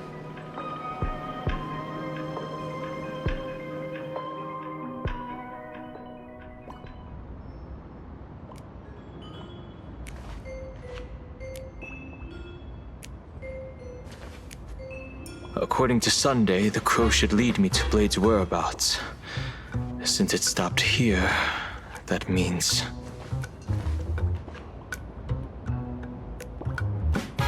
I wasn't even looking for you. Yet here you are, throwing yourself into the fray. Consider me surprised. We haven't even settled the score over the mask you stole from the Sinwish Syndicate. And now you're skulking around and following us? What's your deal? What do you, or should I say, all of you, want? General Yao Guang of the Yutue has come to this world and is looking for you. Dragons clash in the wilderness, their ichor dark and yellow. In her divination, you will become a slave to your own violence, bringing a catastrophic end to all. I am in that future as well. The only violence within you that comes to my mind is Shuhu. The emanator of abundance who resurrected time and time again. The monster who turned planets into living beings and merged billions of people into flesh spheres. The Xianzhou fears that he is using your body to resurrect himself. So, what's your plan? Kill me again. Oh my, things are getting a little heated. Should I get you both slushies? Thank you. I'll pass.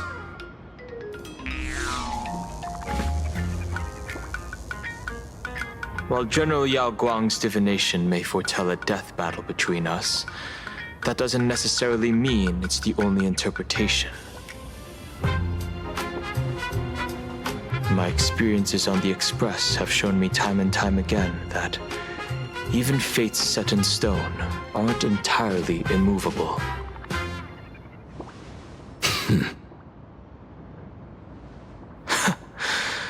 I have no intention of getting into a quarrel with you, but I need to make sure that the presence of the Stellaron hunters won't endanger my companions, or the future of this planet. Thus, I must know your purpose here, Blade. What has Destiny's Slave written in your script? He stated this trip would be connected to death. Should I congratulate you? Much obliged. In my experience, it's best not to get your hopes up too soon. Prophecies rarely unfold the way you expect. However, the General's divination isn't entirely baseless. Ever since my arrival here, I have been feeling restless. There's another power here beckoning me. Is there another form of abundance in the world besides you? Perhaps there is more than one. Are you referring to the disciples of Sanctus Medicus? Or the Elixir Seekers? Something far more dangerous. Do they have support from other factions? Unclear. As such, I'll keep an eye on you until everything settles. Just like you did in the past. That's as far as I'll go.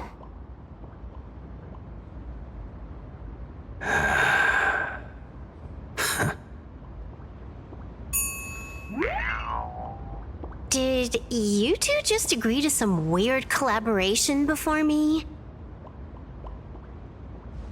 I'll leave that matter in your hands, Silver Wolf. I don't get it. That good-for-nothing detective didn't even blink an eye before selling us out to Pearl. And you still plan on working with him? There are things only he can get done.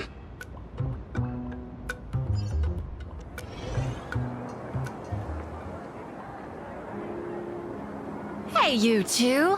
Why the long faces? On land blessed by the Master of Elation, frowning is bad manners. Come on, smile!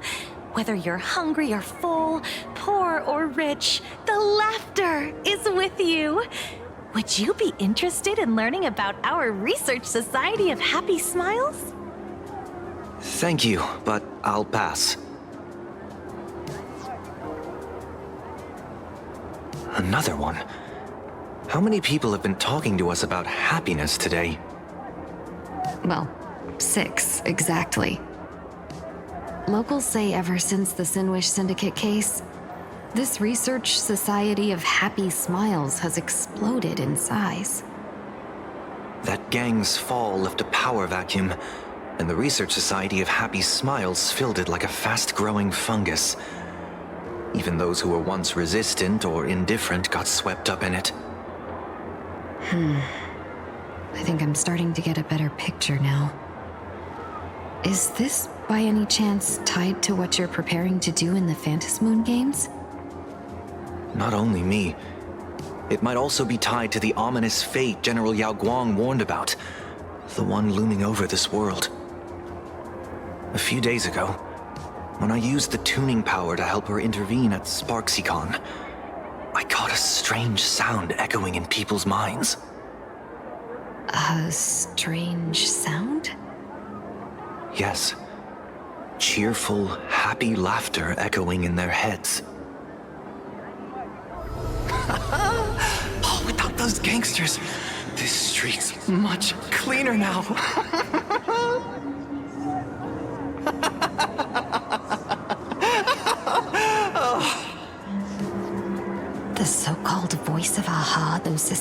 recruiters claim to hear?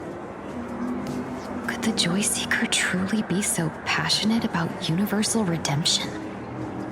Whatever that is, it's not Aha's laughter. From the moment I set foot on this street, I've been using my tuning ability to sense the residents' minds. Miss Tingyun, allow me to correct you. Those connected to the Research Society of Happy Smiles number not 6, but 42. Each of them carries the same sound. Identical laughter, looping endlessly like a broken record. Mind control? Or something worse? Are you trying to say that this is tied to the harmony? My apologies. I dare not make such wild assumptions. No, this isn't the work of any tuner. It feels like a barrier, born from the human mind itself, to numb the unbearable pain it cannot endure. Like a worn-out tape recorder hidden deep in the subconscious, repeating the same thing over and over. I am happy. I am happy. So, whose divine handiwork is this supposed to be now? Wherever this laughter comes from, causing so many people to self-deceive in perfect unison while enduring pain is well beyond the capabilities of a mere charitable group. Beneath these calm waters, the undercurrents are far more turbulent than anyone imagines.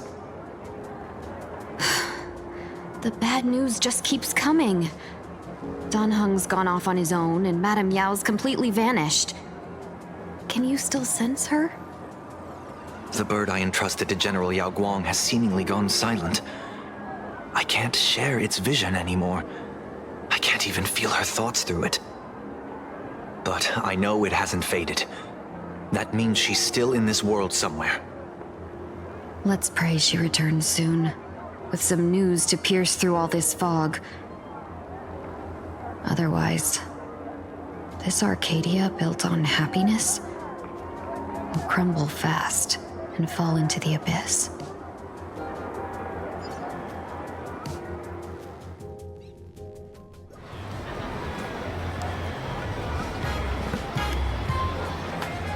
Blurry QR Cult?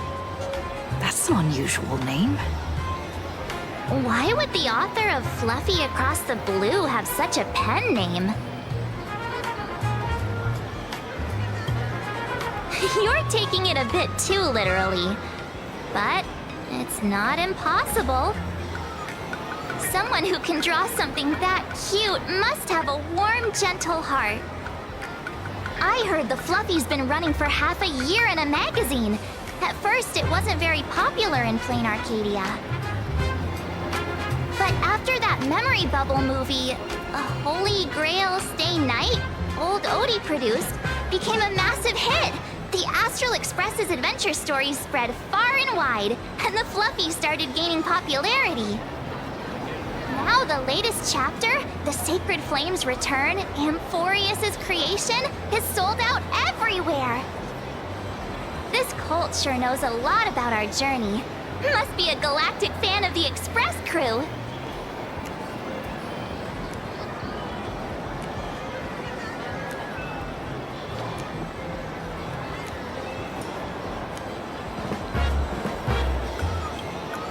Aw, come on. Whatever happened to trust? According to the address the Perlux employee gave us, it looks like we've arrived at a familiar place.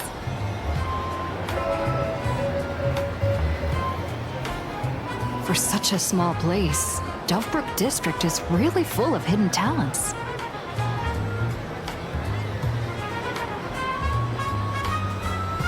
Turn left at the first intersection, then turn right, go straight for 200 meters.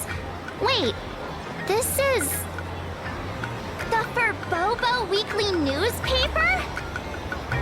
Oh, don't tell me the author of the Fluffy is actually a Furbo. You need to see this. No wonder he rarely shows his face.